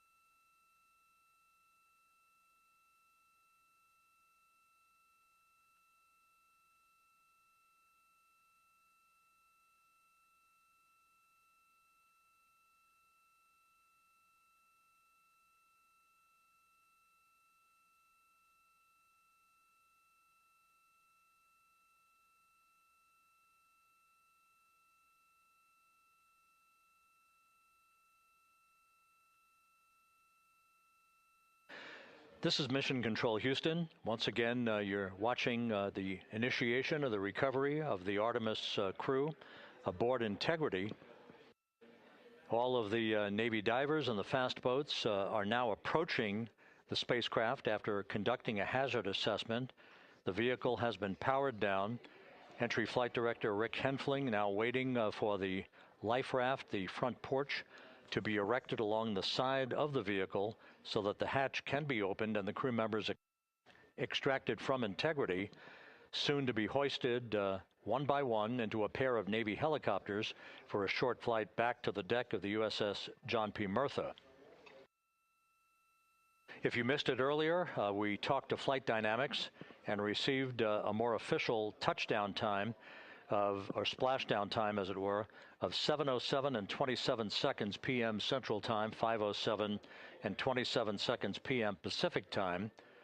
That would equate to a mission elapsed time of 9 days, 1 hour, 32 minutes, and 15 seconds.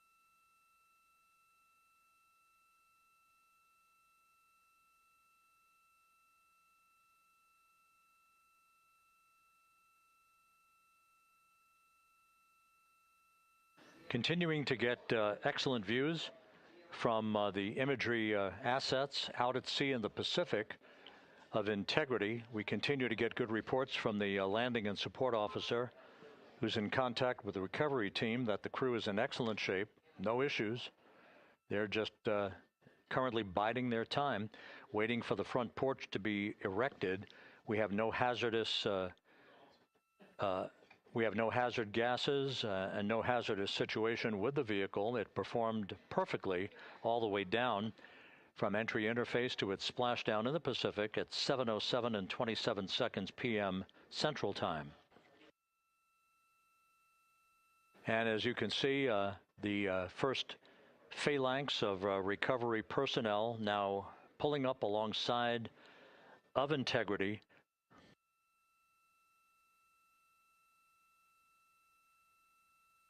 This includes Navy divers, a Navy flight surgeon, and other recovery personnel who have trained for several years for this recovery process.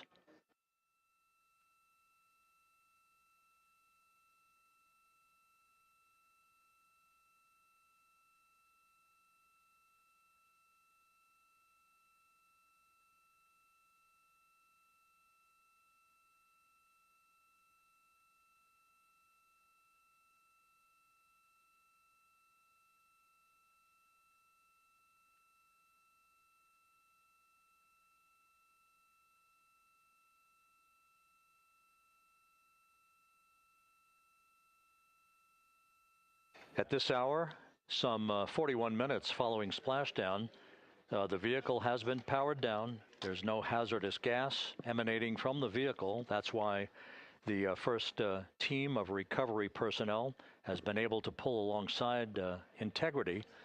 And the reports continue to come in that the 4 astronauts are in excellent shape.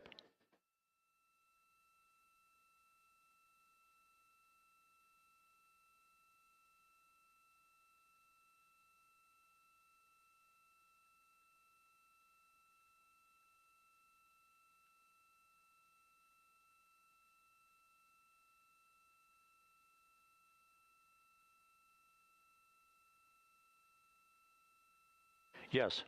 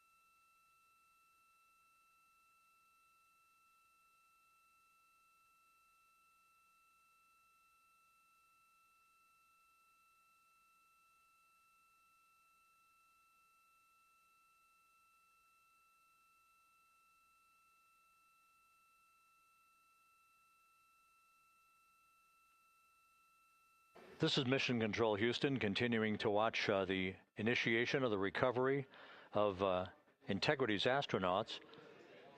One by one, they'll be brought out of the spacecraft onto a large inflatable raft just a short time from now.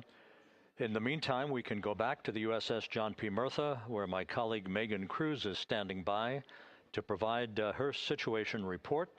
Megan, can you hear us?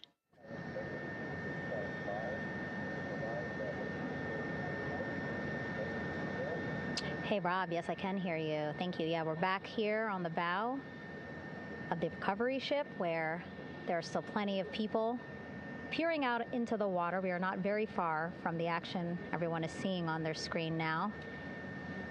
The Orion spacecraft, Integrity, in the ocean, surrounded by a number of recovery boats.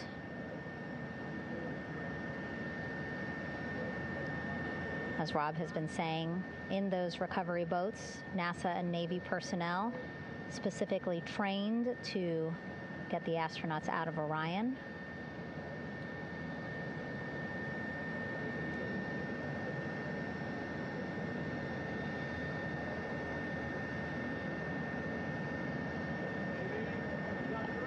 In some of our wide shots, you can probably see that there are 6 boats out in the water. More than 40 people out in the water right now on those boats.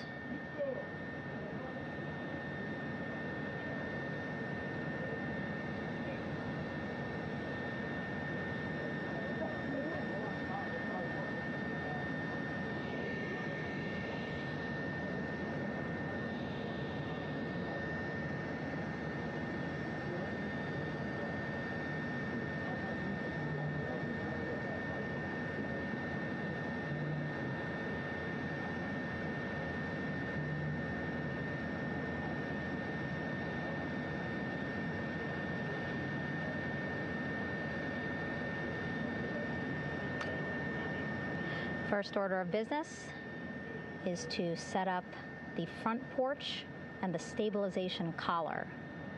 You might also hear it referred to as a stab collar.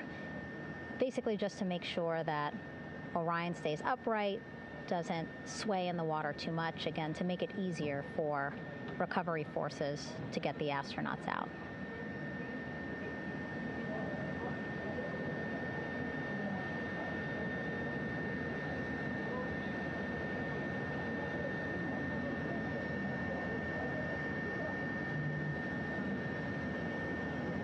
Again, we splashed down in the Pacific Ocean just after 5 p.m. Pacific time here.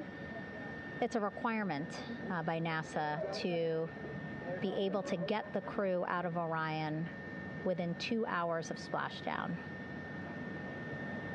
So doing great on time so far. Plenty of time. No rush either. I was speaking to NASA flight surgeon Rick Schuring earlier in this broadcast, and he said to me, no rush to get the crew out. Just want to make sure that they're feeling good. And whenever they're ready to take their step out of Orion and onto that large raft, the front porch, folks will be ready.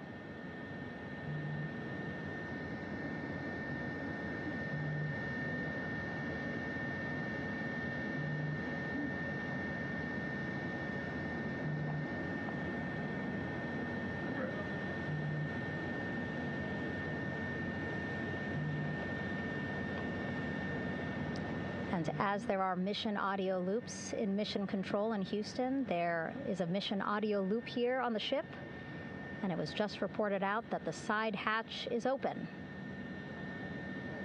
Side hatch of integrity is open. You're getting these beautiful shots from our aerial assets. The ship itself, where I'm on, just 3,000 yards away. Again, plenty of people on the boat here, glued to the side closest to where they can see all this action. And again, with just 3,000 yards separating us, great views from the bow here. You can see now that side hatch is open. One of the Navy personnel is about to get inside there.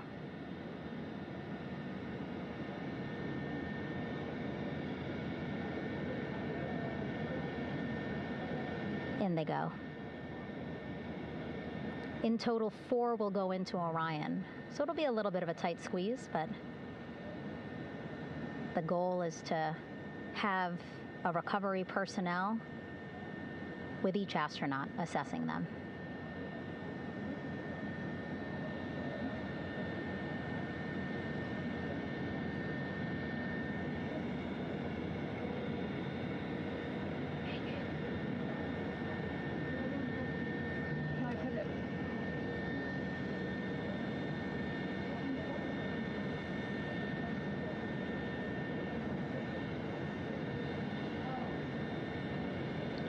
Boats getting closer now. Again, that one that's right up against Orion, those are the divers that will go in to the spacecraft to check on each of the astronauts. These other boats will begin doing a number of things, putting on that stabilization collar onto Orion, building that front porch. Eventually, they will retrieve the parachutes, as well as tow Orion back to the well deck of the recovery ship here.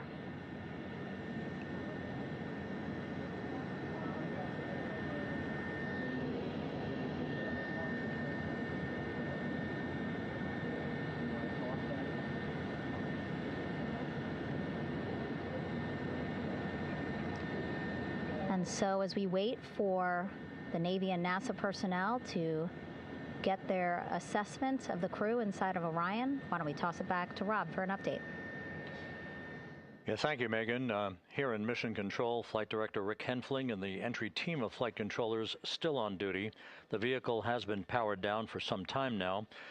There are no hazardous gases emanating from integrity. That, of course, allowed the recovery personnel to approach the vehicle and then open the hatch to begin the initial medical assessment of the crew, as you just indicated.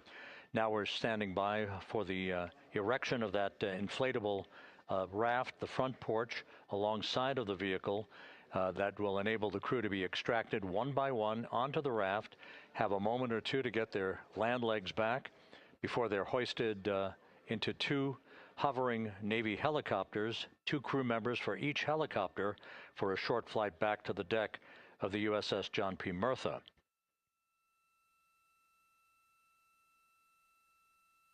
All of Integrity's systems operated flawlessly throughout the course of the approach to the Earth, the entry into the Earth's atmosphere, and all of the key milestones that followed in this high-speed return to Earth for Integrity, a mission that spanned more than 694,000 miles from the vehicle's launch from the Kennedy Space Center atop the Space Launch System back on April 1st.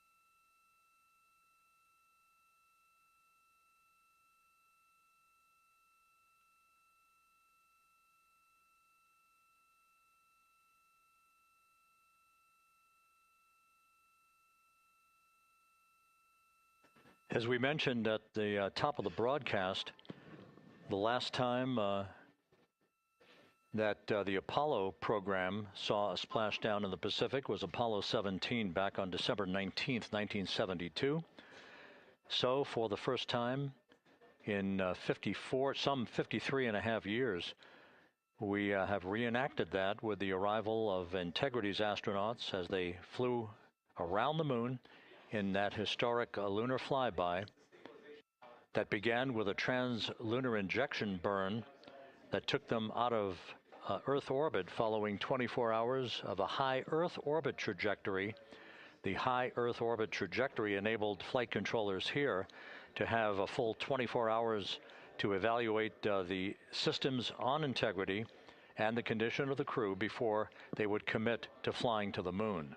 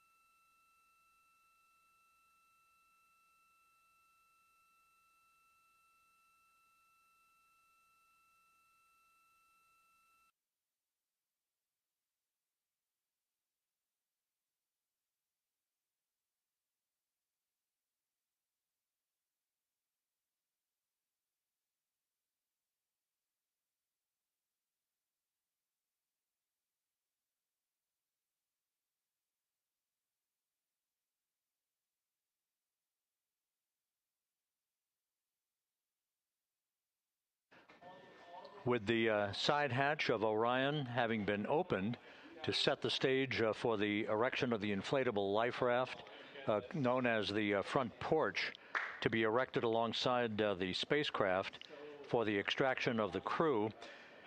Let's play for you an interview that my colleague Megan Cruz conducted on the USS John P. Murtha with Navy diver First Class David McMahon that explains how this process is unfolding.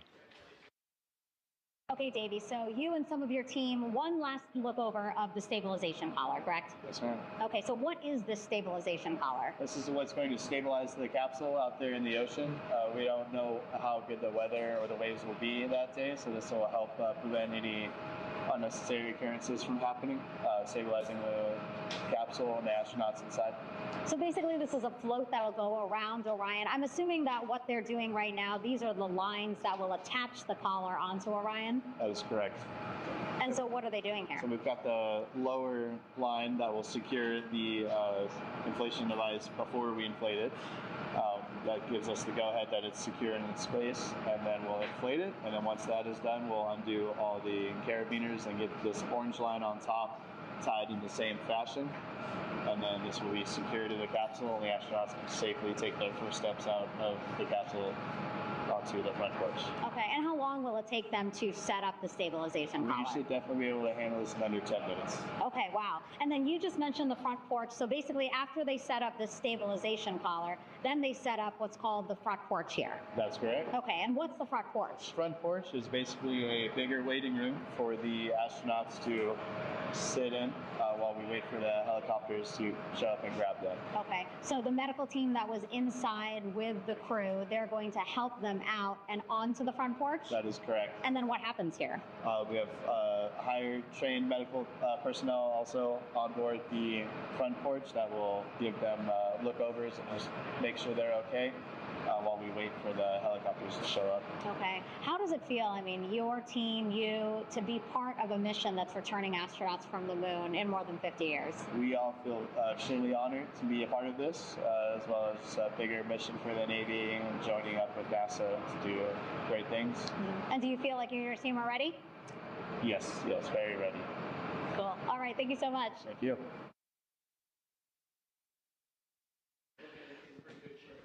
Once again, the recovery operations are continuing out in the Pacific.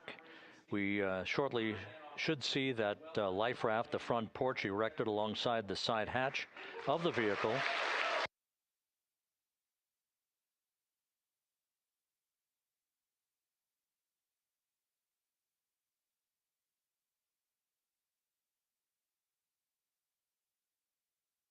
A number of flight controllers have come into the flight control room to receive congratulations from Entry Flight Director Rick Henfling.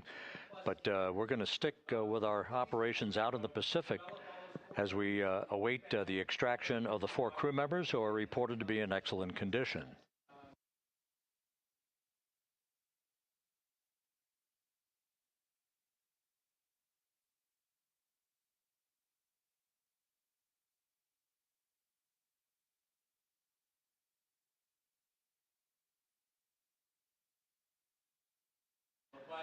Again, while we stand by for that front porch to be erected alongside of the side hatch of the vehicle, let's go back to the USS John P. Murtha and Megan Cruz. Megan?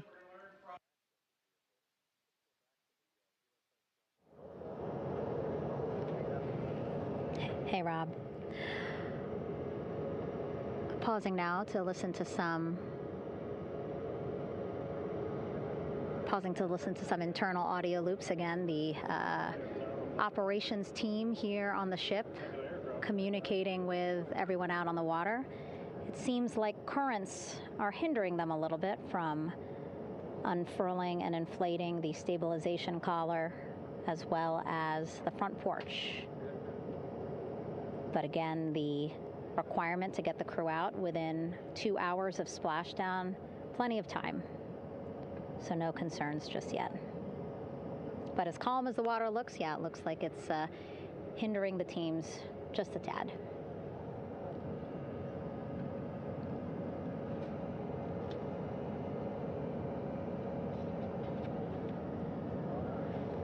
You can see in some of our shots that side hatch still open. Again, inside there are now 8 people inside. 4 divers, Navy divers, all with medical training, each assigned to an astronaut each. Making sure that they're comfortable, feeling good.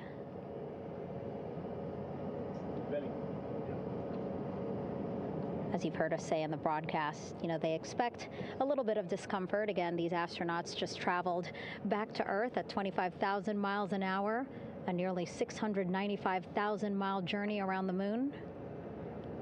If you think you get car sick.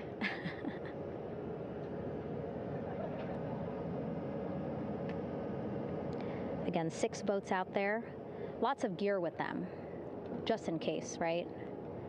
As we said, the crew reported feeling great, but again, all those folks out there in case they weren't, right? NASA is all about making sure we think about every situation that can happen, and so, of course, wanted to be ready in case any of our astronauts needed more medical attention while out there in the water.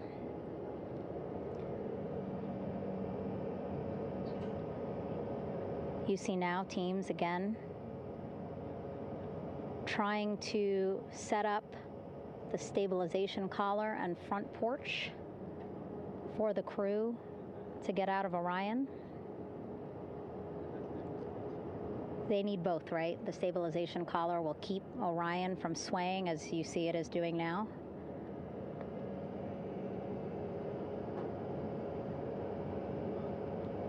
And then they will connect the front porch to the stabilization collar so that the crew can take 2 steps and they will be in the front porch.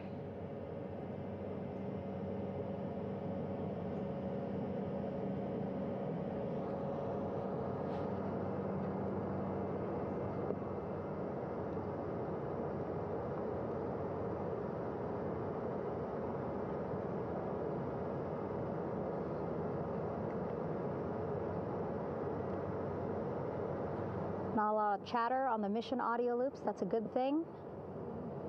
Again, things proceeding pretty nominally, even if they're fighting some currents out there on the Pacific Ocean.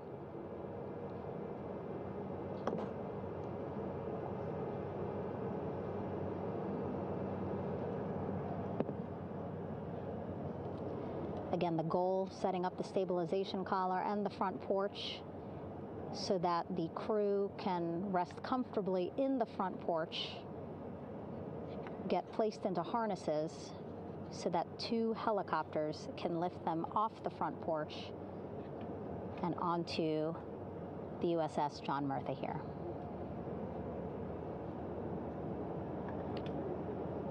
The helicopters are going to take turns picking up an astronaut.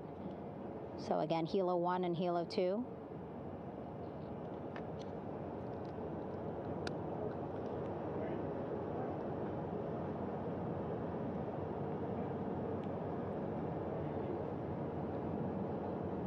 Okay, and the recovery team here on the ship just got a report from the undersea medical officer who is inside the capsule with the crew. He is reporting all 4 members are green.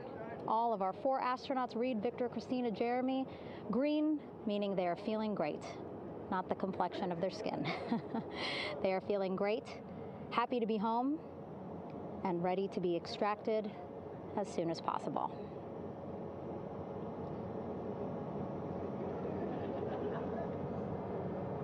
And so, as I was saying, we have 2 helicopters circling the activity you're seeing on the water right now. Each will take turns picking up an astronaut. So Helo 1 will come on in, hover above the front porch, about 40 feet above the front porch. A Navy recovery specialist will be hoisted down into the front porch. The restricted maneuvering doctrine is in effect. We'll connect to the first astronaut, which we're expecting to be Christina. And then Helo 2 comes around, picks up Jeremy, while Helo 1 stays above head, and then Helo 1 will come back in for another astronaut, and then Helo 2 for the last astronaut, and then back to the flight deck here on the recovery ship.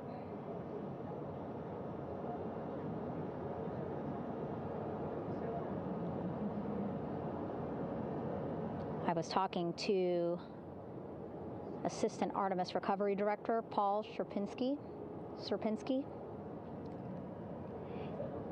He said helos are a much quicker, safer way to get on board.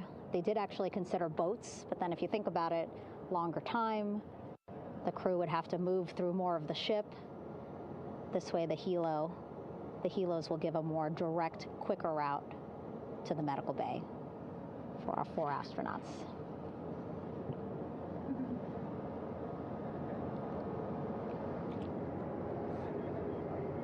Beautiful shots from our aerial and imagery teams.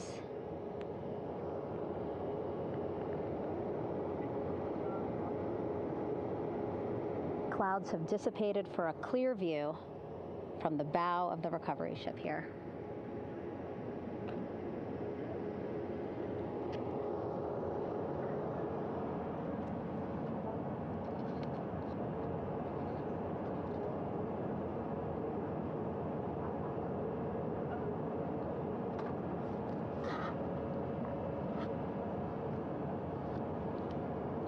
You can still see divers in the water there. Encircling Orion, that is that stabilization collar we've been telling you about. As you saw in that interview just a few minutes ago, they have to first connect it to Orion, and then once it's secured onto Orion, they can inflate it, and then they'll further secure it with other harnesses and lines.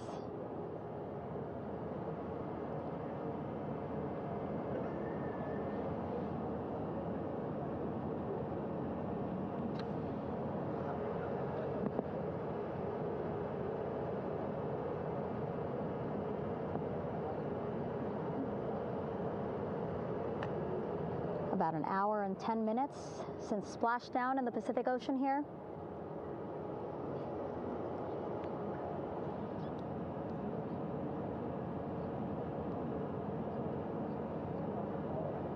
Reed, Victor, Christina, and Jeremy back home after a history-making mission to the moon and back.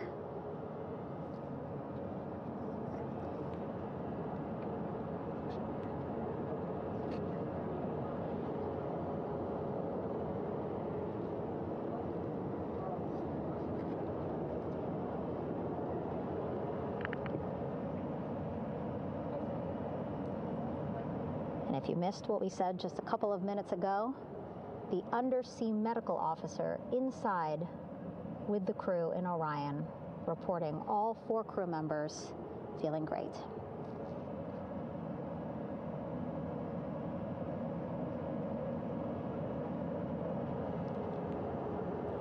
Progress being made there on the stabilization collar. It looks like they are beginning to inflate it.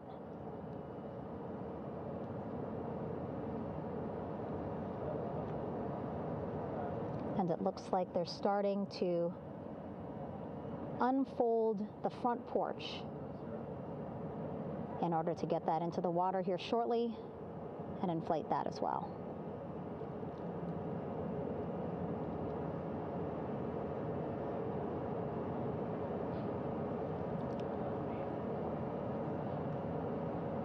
Again, more than 40 people out in the water right now. And those Navy and NASA personnel have been in the water for now about 4 hours.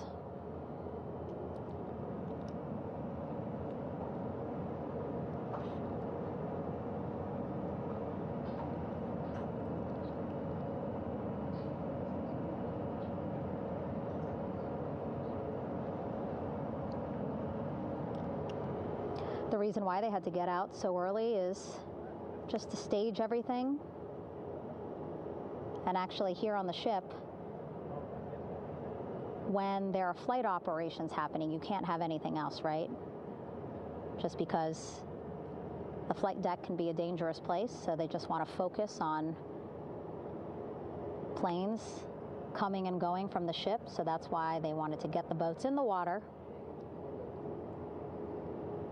to make sure that they have all the time they needed for the flight ops. And then the same crew here out in the water, they will stay out in the water for a number of hours after we recover the crew and get them back on the ship, because then they have to recover Orion.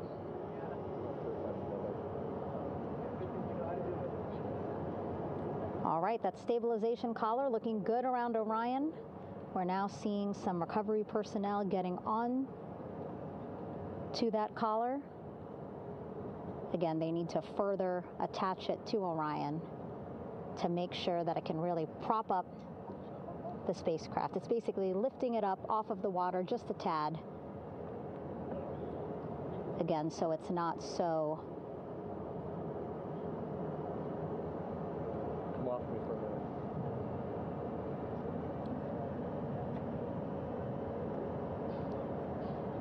so it doesn't sway so much in the water there.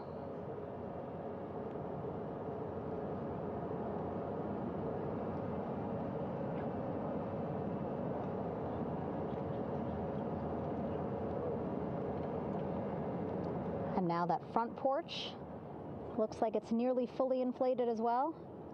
You can see a much larger surface area.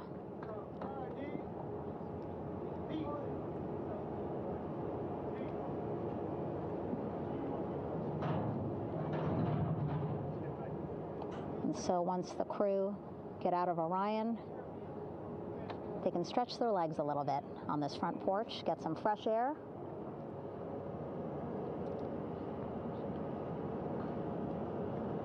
And enjoy this beautiful day here on their home planet.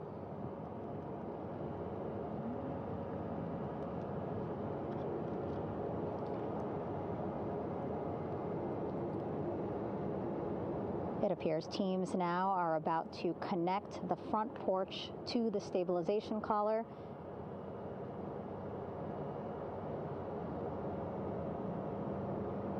And at that point, when both are secure, we should soon see astronauts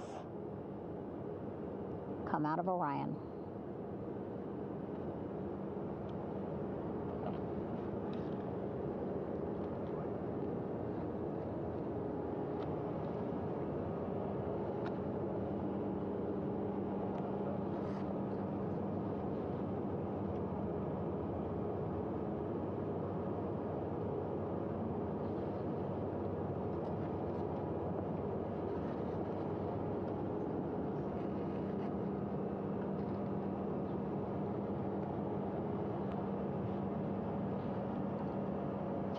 All these views you see also being fed to the Landing Force Operations Center here on the ship.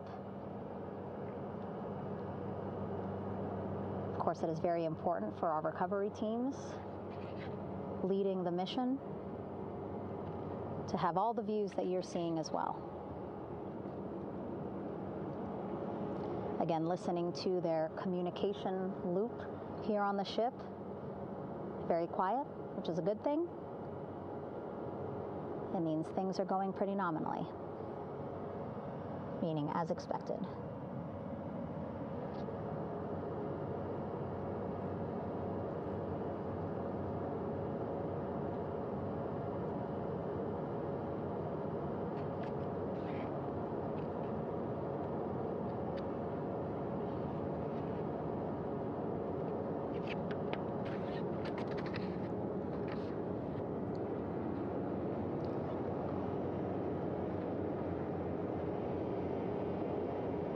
Again, all this activity happening just 3,000 yards away from the ship. So that means this will be a very quick flight back on the helicopters for the crew. 2-3 minutes, and then they'll be back here on the ship. I know.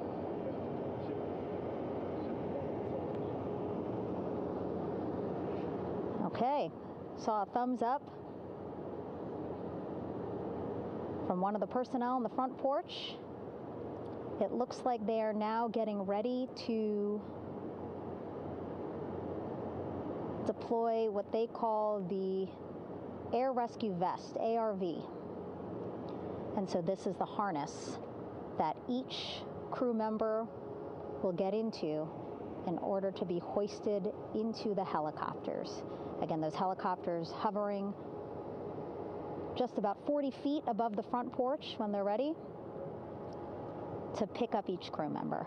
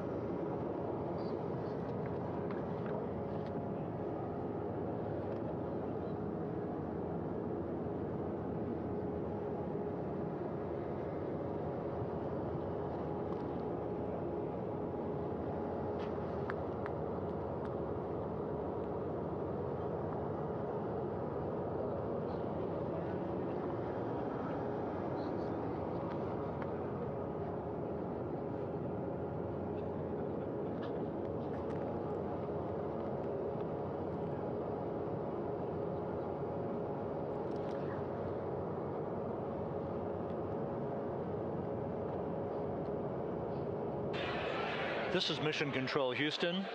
Behind me, a fairly raucous scene as hundreds of flight controllers have poured into the flight control room here. This is reminiscent of the scene after the final shuttle mission of STS-135, although that was the end of a program. This is only the beginning of a program with the textbook splashdown of Integrity and its 4 astronauts. We're standing by for the crew to be extracted from the spacecraft. Entry Flight Director Rick Henfling invited all of these flight controllers who have contributed to this mission to enter the flight control room to have an opportunity to receive well wishes and to share the mutual glow that exists in the wake of a textbook mission for Integrity. On the front screen here in Mission Control, a sign that says "Welcome Home, Integrity," taking humanity back to the moon, going further, and returning safely to Earth. So all of that jubilation, part of the post-splashdown activities, even as we await the crew being extracted from the vehicle to be hoisted onto Navy helicopters for the trip back to the USS John P. Murtha.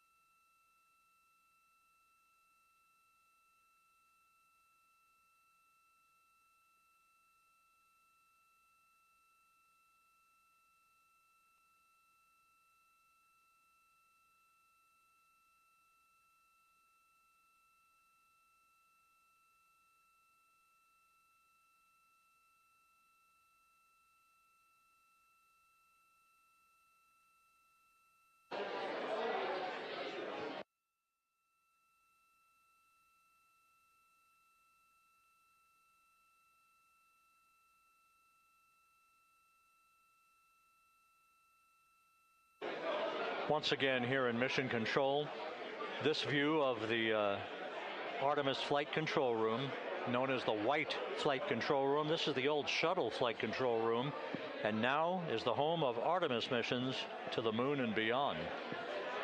Once again, quite a few flight controllers were invited in by Entry Flight Director Rick Henfling to share in the jubilation following the successful splashdown of Integrity.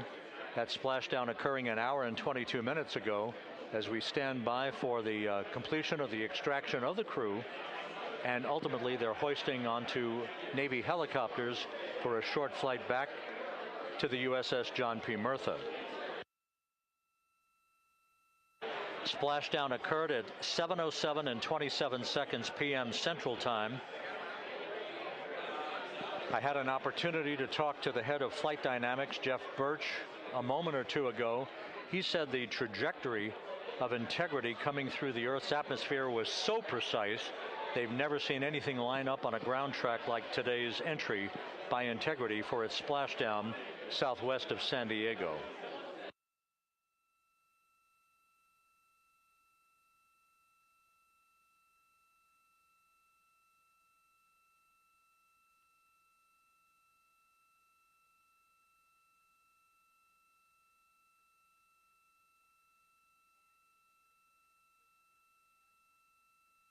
And the initial, you can hear it.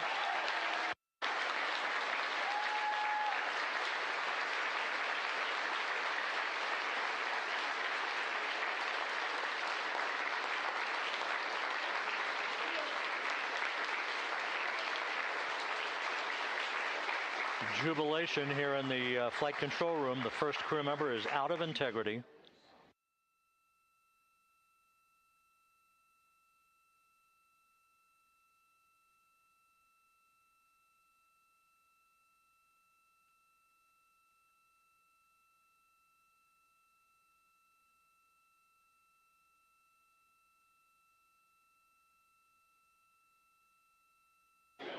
We are expecting the other crew members momentarily to be extracted.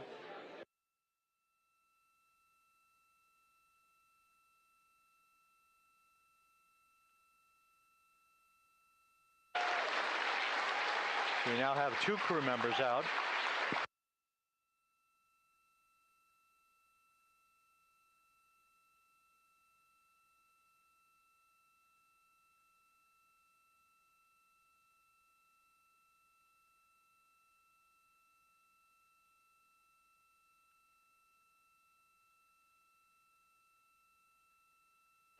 Two crew members out, 2 to go.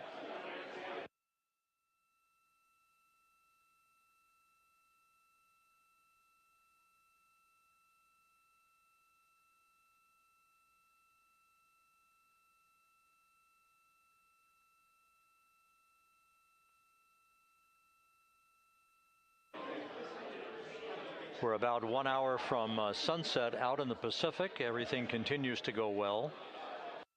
Integrity's systems function perfectly during its entry back to Earth. And Reed Wiseman, the commander who will be last out of the vehicle, reported that all the crew members were feeling very well.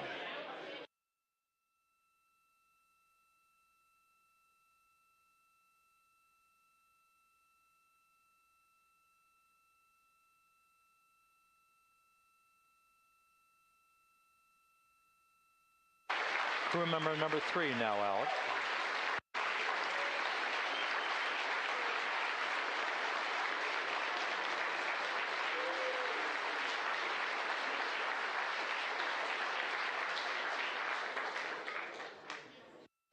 And now standing by for the commander, Reed Wiseman, who will be last out of his ship.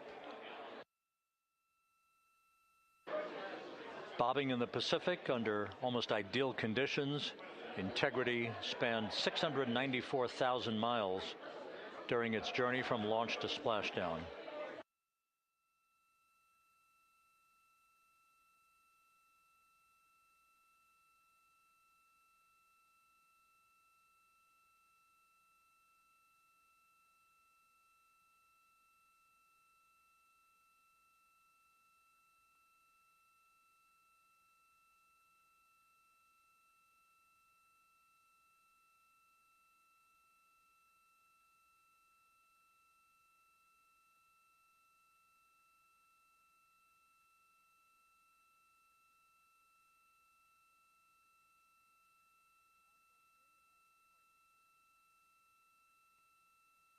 And we now have Reed Wiseman out of the vehicle, all 4 crew members now out of Integrity.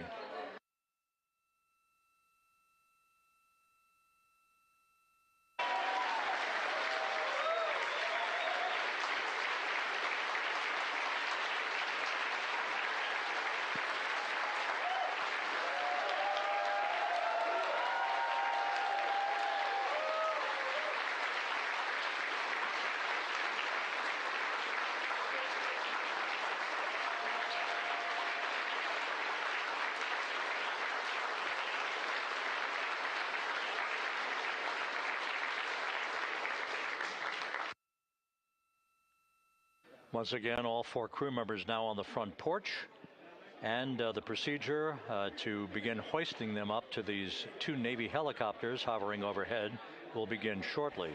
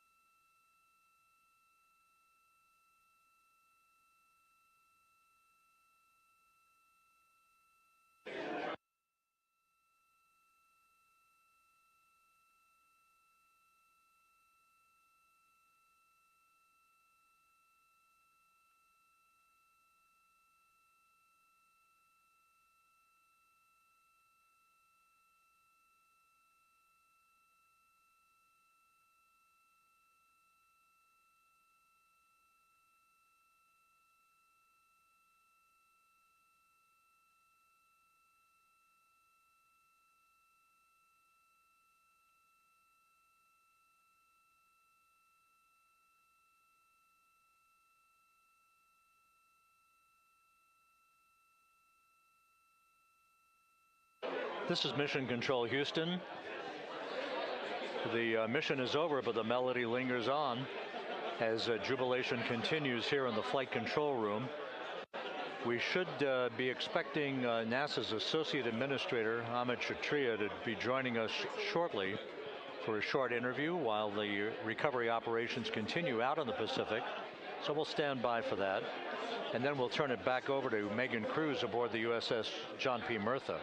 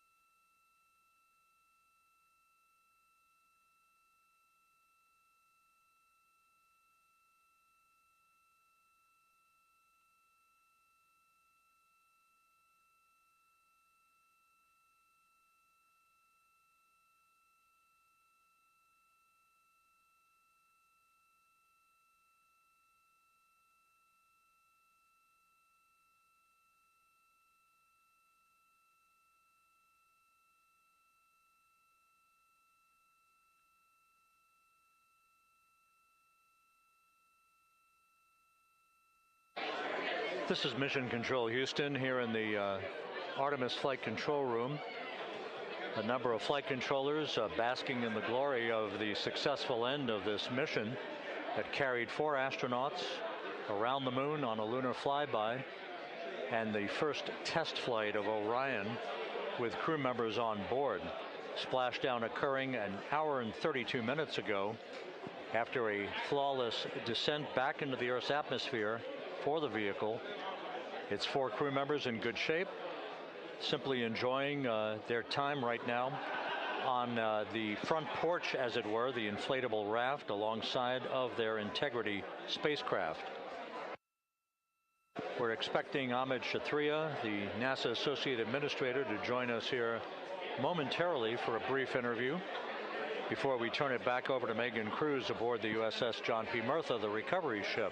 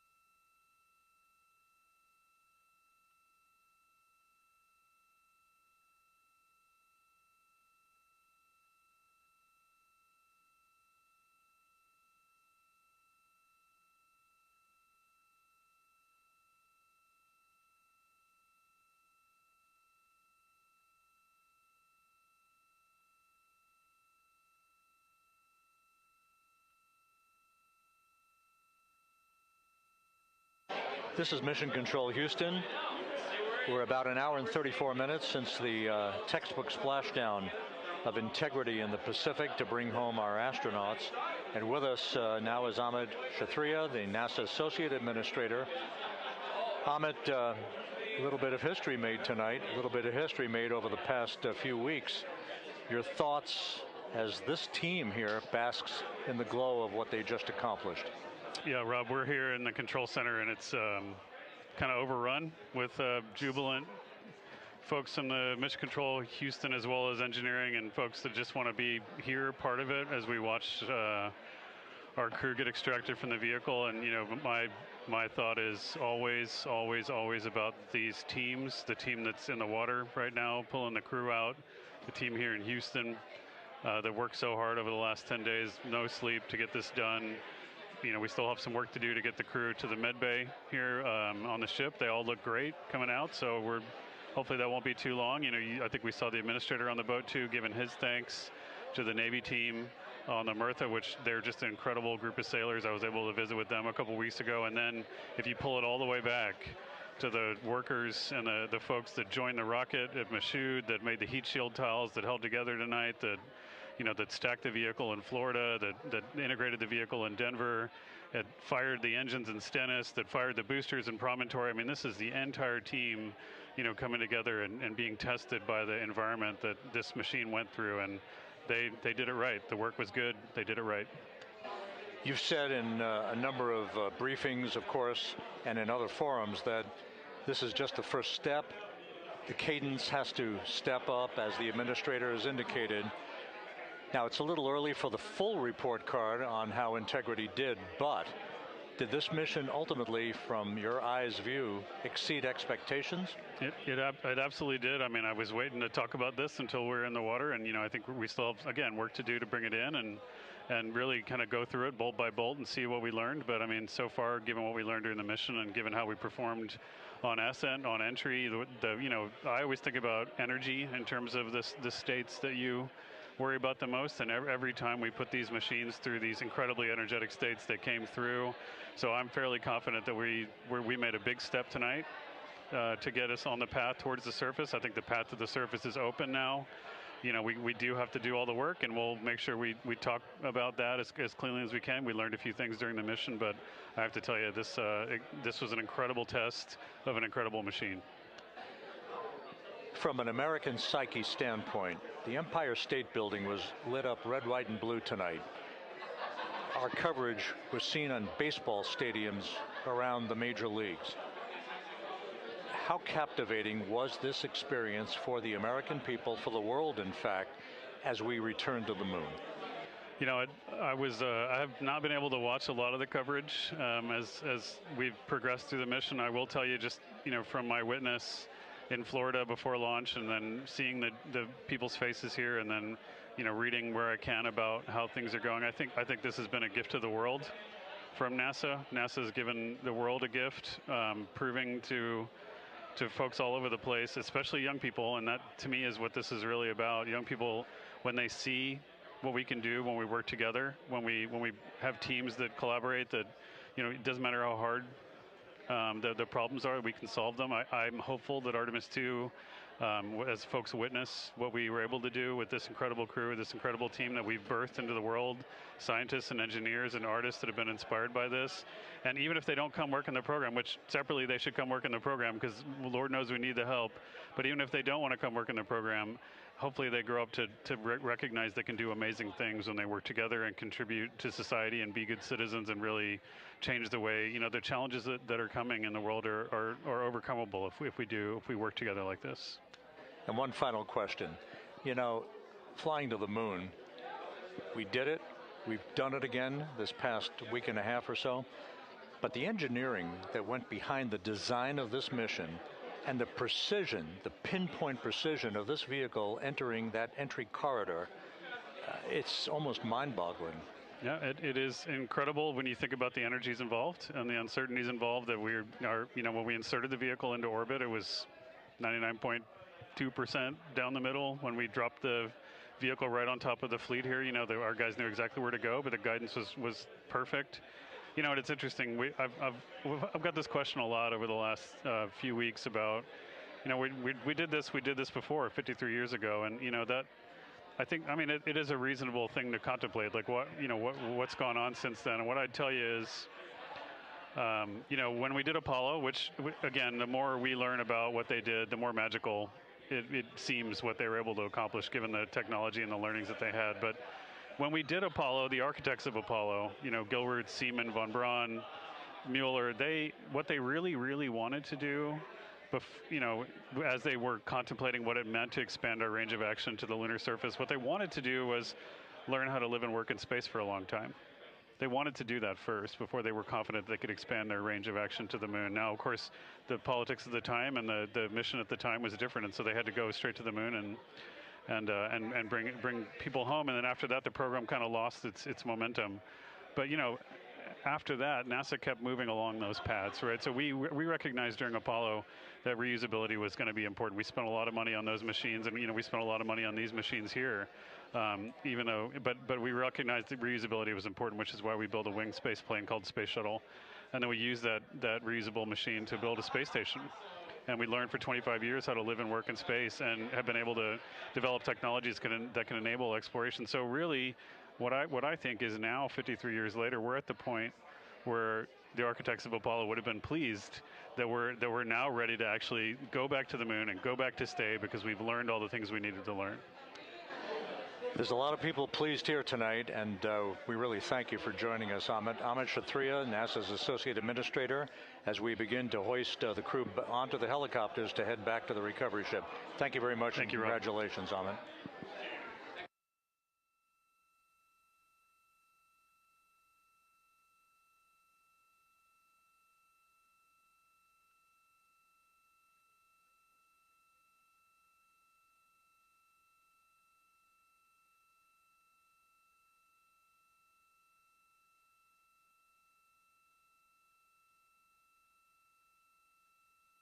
This is Mission Control Houston, with the crew members now beginning to be hoisted aboard the Navy helicopters.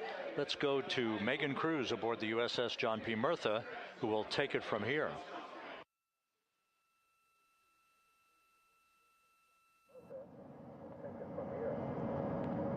Hey, Rob. Yeah, back on the bow of the ship here, we are seeing the helicopters circling Orion. The first one there having just completed picking up the first astronaut. Helo 2 now hovering just 40 feet above the front porch, lowering a recovery specialist out of the helicopter. That person will touch down in the front porch just there.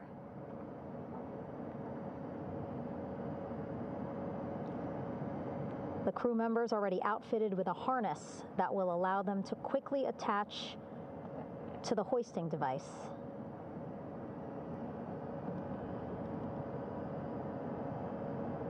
Look at the power of those blades throwing water out at the center there, the front porch, with now 3 astronauts and the recovery specialists. Again, crews already outfitted with a harness vest. And here we go. Second astronaut now off the front porch, getting hoisted into the second helicopter.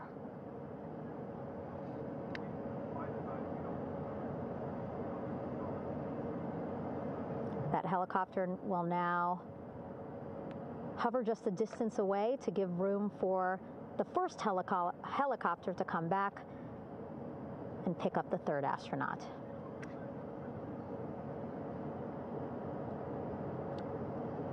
As we wait for that helicopter to come back, make its way back around, just want to mention that the President of the United States called our NASA administrator today while he was on the ship, just minutes after we interviewed him live on our coverage, and congratulated him and NASA on this history-making moment tonight.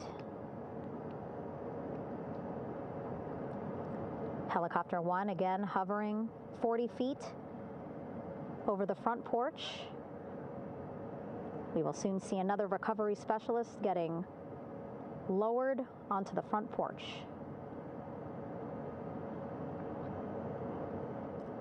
Wow, imagine sitting on that front porch, the wind, the water. But again, the recovery team determined that a helicopter flight back to the ship here would be safer, faster, and more comfortable for our crew who just completed a 10-day mission around the moon. Third astronaut in the air, getting hoisted quickly back into the first helicopter now.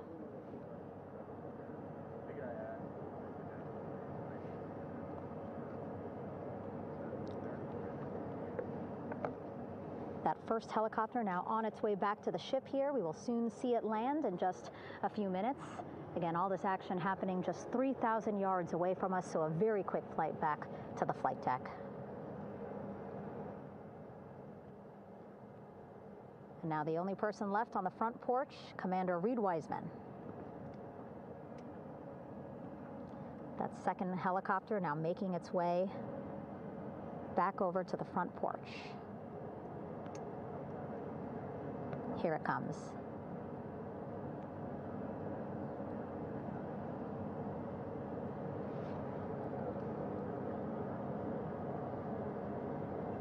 Making its final approach here.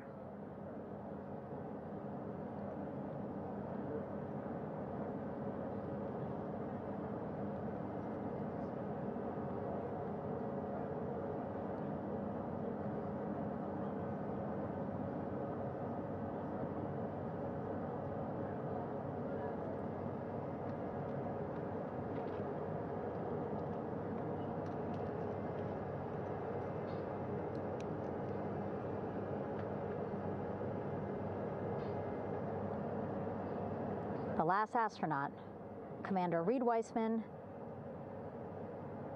now off the front porch and almost into the second helicopter.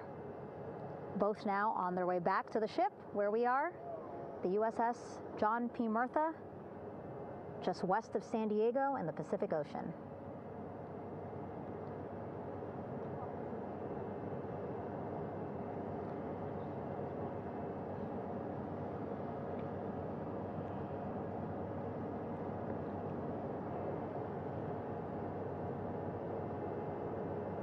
Exciting to see our 4 crew members minutes away from landing on the flight deck here on the recovery ship.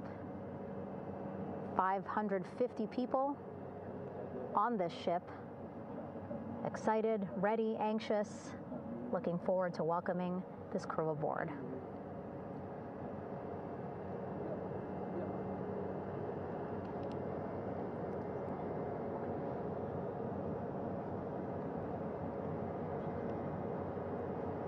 Watching them now with our own eyes. Close to the ship here. Hearing them begin to hover on the flight deck, which is just across from us, here on the bow.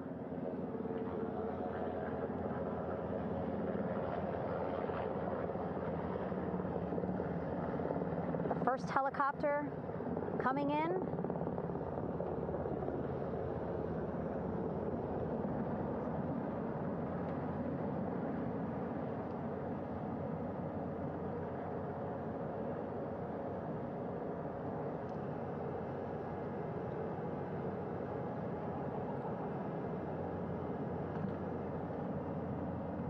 And wheels down. Wheels down of the first helicopter carrying 2 of our Artemis II crew. Pilot Victor Glover and mission specialist Christina Cook.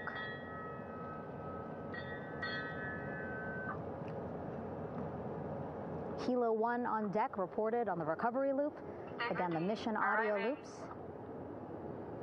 that the recovery team are using here to communicate with one another. And an announcement just made on the ship, integrity incoming.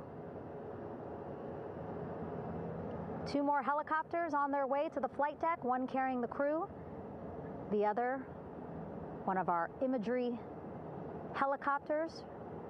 Again, kudos to our imagery and aerial teams for giving us these beautiful views of history in the making. Set amid a gorgeous, soon-to-be sunset here in the Pacific Ocean.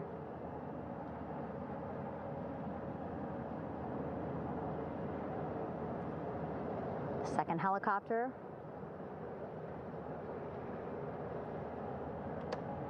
making its approach of the flight deck.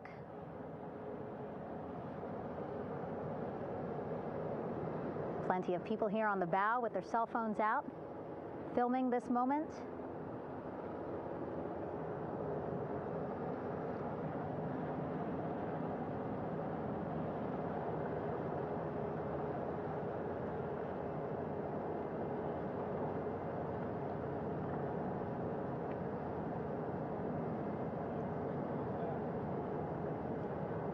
Some impressive flying here by the Navy,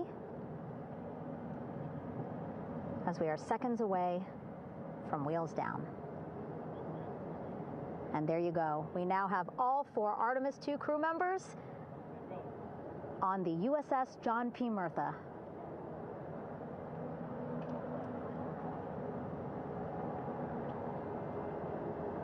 I'm sure they're happy to be out of the water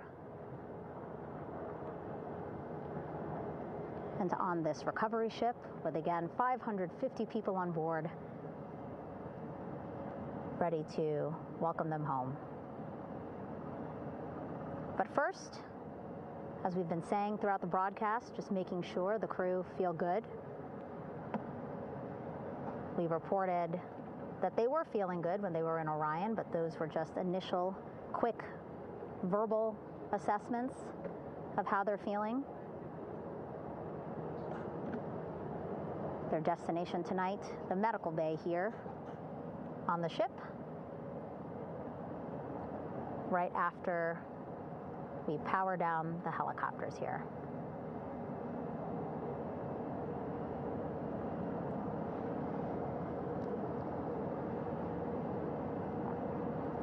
The team on the flight deck working quickly but methodically.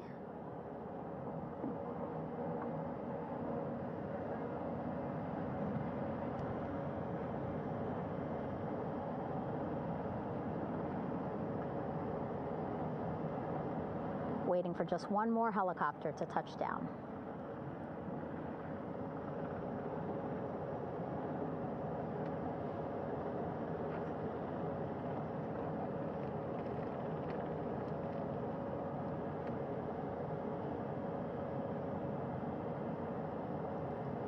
Very limited personnel here on the flight deck. Restricted maneuvering doctrine is in effect. As that third helicopter touches down.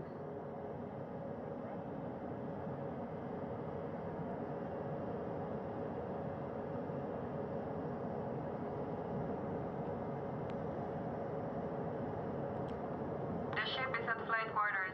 Stand clear of waiter decks, aft of frame 095. Burn no cover stop side. Throw no articles over the side. Hold all trash and garbage on station. Flight quarters. While just a few folks on the flight deck itself, there are plenty more on some upper decks. I see in some of our views a very packed crowd overhead. Announcements being made over the ship's loudspeaker system, reminding folks to stay clear of operational areas like the flight deck, so that teams can work quickly to get the crew off of the helicopters and into the medical bay.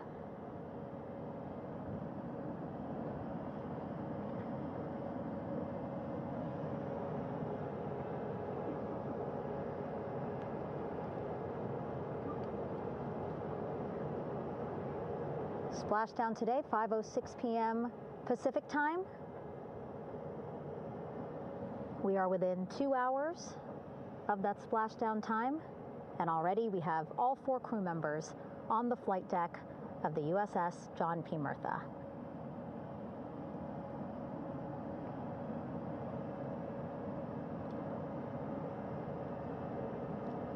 Again, crew waiting before getting out for the helicopters to completely shut down.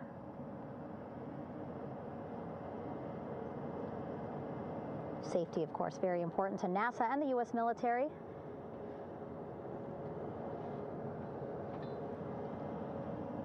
So we'll wait just a couple of minutes here before we start seeing crew members walk off the helicopters one by one.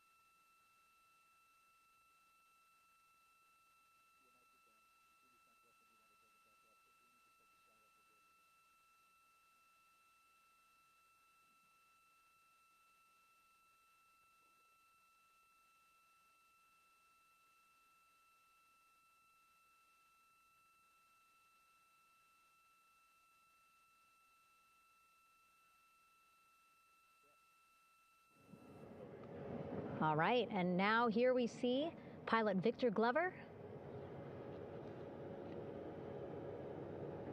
and mission specialist Christina Cook sitting on the edge of one of the helicopters, looking in great spirits. That familiar smile and laugh from Victor, I can see it from here. Christina, I'm sure, feeling the same way, just blocked a little bit by our camera here, but we'll see her here shortly. A photographer taking their pictures. Victor saluting folks on the flight deck. They look like they're in great spirits. Happy to be home, I'm sure.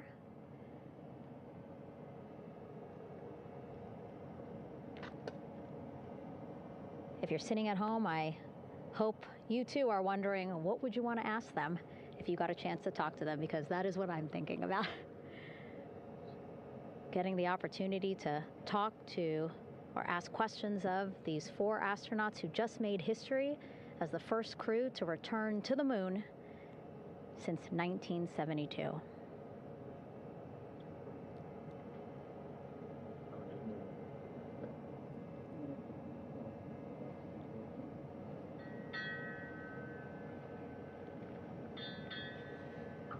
Oh, there we see Christina there, also smiling.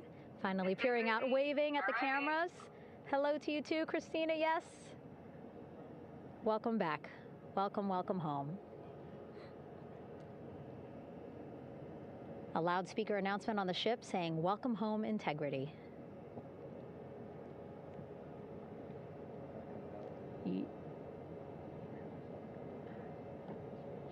Victor in great spirits.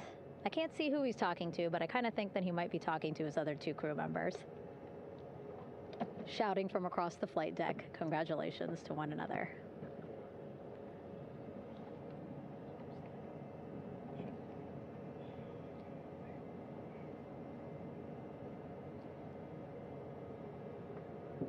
And so now we see some Navy personnel walking up to the helicopter. This is again the first helicopter carrying pilot Victor Glover and mission specialist Christina Cook. Both have taken off their helmets now.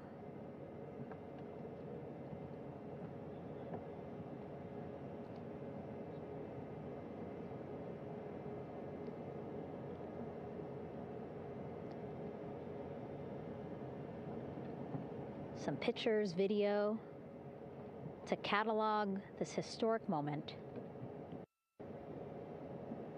A beautiful sunset just behind them here in the Pacific Ocean. Golden hour. These pictures will be beautiful.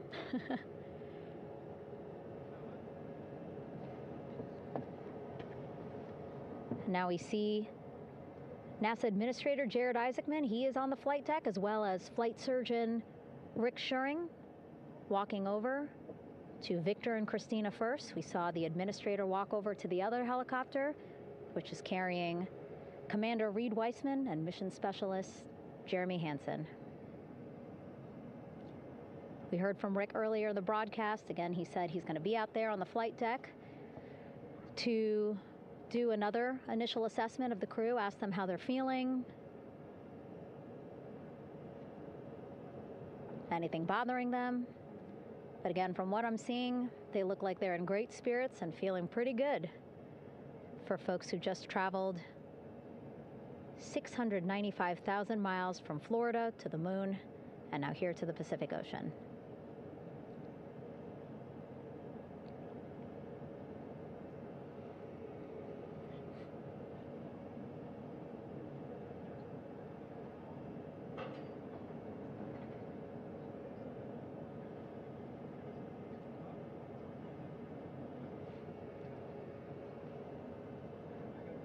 We're now seeing NASA Administrator Jared Isaacman walking across the flight deck. He had been talking to Reed and Jeremy, now approaching Victor and Christina.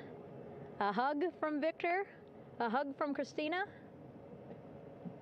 What a moment that we're getting to experience together.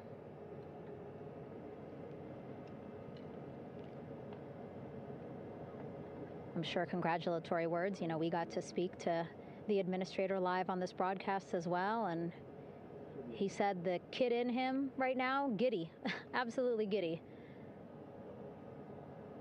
at what we were able to accomplish today. Returning them home safely and in good spirits after a 10-day mission around the moon. And here we go. We're seeing Jeremy walking, waving across the flight deck, now on his way to the medical bay.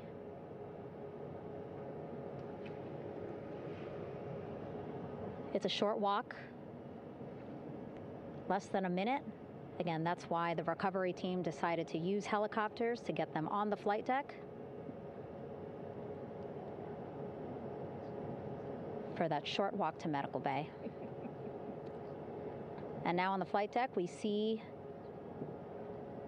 the chief of the astronaut office, Scott Tingle. Rick Schuring switching places. He's going over to the other helicopter. Big hugs from Victor, Christina to Scott.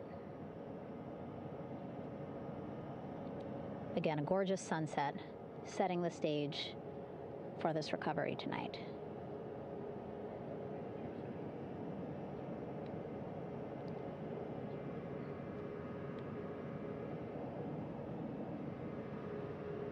All right, and now here we are, Christina, making her way, looking thankful, grateful, happy to be home.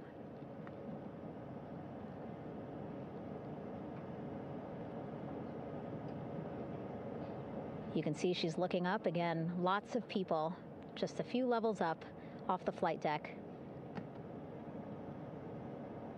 welcoming her home.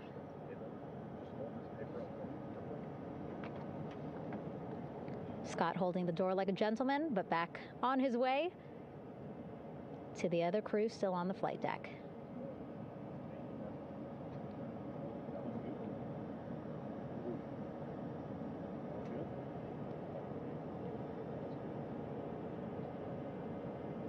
So still on the flight deck, Victor Glover and Reed Weissman. It looks like Victor will be the next one headed to medical bay. More hugs, more hugs. He's a hugger.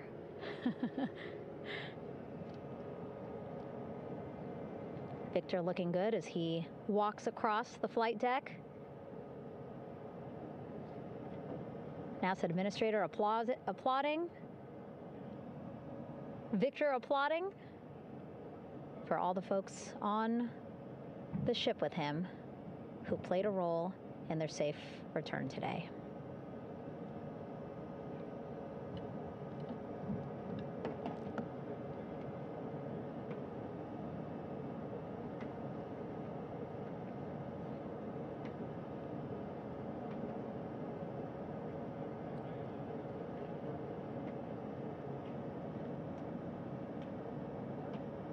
And finally, just one Artemis II crew member left on the flight deck, Commander Reed Weissman.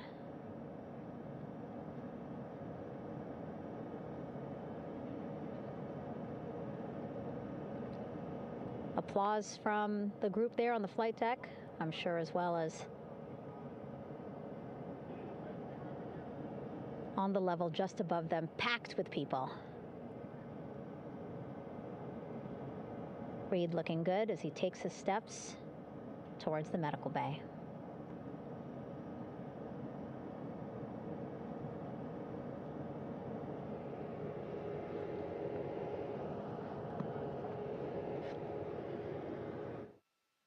See our 4 Artemis II crew members back on the ship. Again, now they will head into medical bay, where they will be assessed by flight surgeons from both NASA as well as the Canadian Space Agency. A more in-depth assessment. When they get to medical bay, they will each have their own nurse. They will be helped out of their suits. And then again, we'll check to see that they're feeling good. Make sure it's not just adrenaline, but that they are feeling good from their long journey back from the moon. Beautiful shot of that sunset, illuminating our flight deck.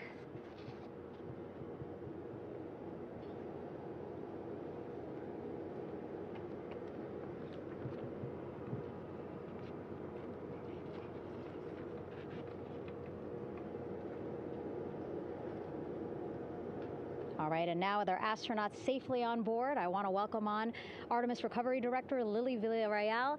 Lily, I don't know how you must be feeling right now. Ecstatic, relieved? I'm so ecstatic, relieved. Of course, we still have to bring the capsule into the well deck of the ship, but this is a major milestone to have the crew here on the ship and in med bay. You know, our team has been preparing and working really hard, and I'm just so proud of them all. Everything went very well, just as planned. Our teammates in Houston, the flight control team was just amazing. We were able to have great conversations and communications about everything. And I don't know what else to say. I'm just so ecstatic. It's such a wonderful feeling to get to this point. Again, we still have to get the capsule, but this is huge for all of us in landing recovery. And I couldn't do this without my team, and of course the full support of the U.S. military. There's going to be lots of, high fives when we get the capsule back in, and I'm so happy that the crew's doing well, Orion's doing well, and thank you for everybody watching. Yeah, it was great to watch the crew come back to the ship with you. How were you feeling when you were seeing them looking so happy to be home and feeling really good? The funny thing is that we had video of them from inside the Orion vehicle. They were like that from the beginning. When we opened the hatch, they were already out of their seats, having a good time, waiting for us to open the hatch. And they opened the hatch, and of course we did the first medical assessment. Everybody was doing very well, and they were just having such a great time with the medical team that was inside the capsule. I think they were all taking selfies with the phones that they have, probably talking about what they saw, and it was just smiles all around. They were having such a great time. And then we put them on the front porch when we were ready to put them on the front porch. And again, you could see they were just so ecstatic to be home and talking to everybody. So we were very happy to see all of that in the control room of the LFOC. How remarkable is that? Again, if we think about their journey, the 695,000-mile journey around the moon and back, coming back at 30 times faster than the speed of sound. I mean, how remarkable is that they are in such good spirits? I mean, this is an amazing crew. I think you guys have seen it for the past 10 days. They're wonderful people, and we're so happy that they brought us along on that ride. And I can't wait to see all the additional videos and pictures that they have that, we'll get a hold of now that they're back on the ground. And I can't wait to hear how, a little more than what we saw on the press briefings from the crew about what they saw It's just fantastic. You know, some of my favorite people do around this 10 days was a science team and how excited they were. And so this is exactly how we feel in the landing recovery team when the science team went, oh my goodness, when they heard all the discussions about the moon. This is exactly how we feel now in the landing recovery team. We're so ecstatic. Yeah. Again, we have to recover the capsule. I want to make sure we don't forget about our Orion. Lily's all about business. She's thinking about what's next. But yeah, speaking of these 10 days, I mean, we have been along for the journey with them, live with them 24/7 for 10 days, and just really seeing the engagement that we've gotten from around the world. What do you hope people take away from this mission? I think that's fantastic. So, you know, my story was that I went to the Kennedy Space Center. I was born in Colombia. I was 10 years old when we moved to the United States, but when I was 7, my family took me to the visitor center, and that's when I learned about Apollo. And we went to the moon, and I learned about astronauts, and that story was what really fueled me to want to do STEM and want to be an astronaut. And I think that this Artemis program is going to do exactly what, what girls, my age back then is 7, young people right now, girls and even like young men, obviously. But we want to empower people to know that you can do this, right? If you want to come and work for NASA, if I did it, they can do it. And Artemis program is just going to inspire everybody. And I'm so happy about that. Yeah. Like Apollo inspired me. Thank you so much, Lily. Really appreciate you being here. As you said, still a lot of work to do. 5 to 6 more hours to recover Orion that's still out in the water. So I'll let you get back to it. But you had beautiful words to say again. We hope that this inspires people. We hope that you come and join us at NASA and accomplish great things with us in the future. Back to you, Rob. Thank you, Megan, and safe sailing out there in the Pacific. Here in Mission Control, it is now all quiet. The team of flight controllers and all their support personnel have left the room to enjoy the aftermath of a textbook touchdown by Integrity that splashed down in the Pacific right on target to complete this historic flyby of the moon, the Artemis II mission.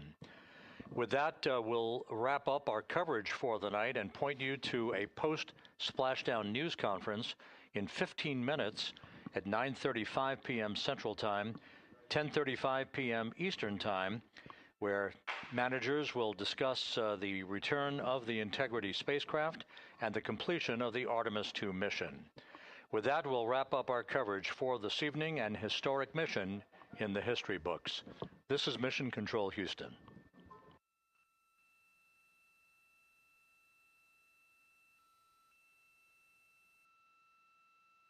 Main chute deploy.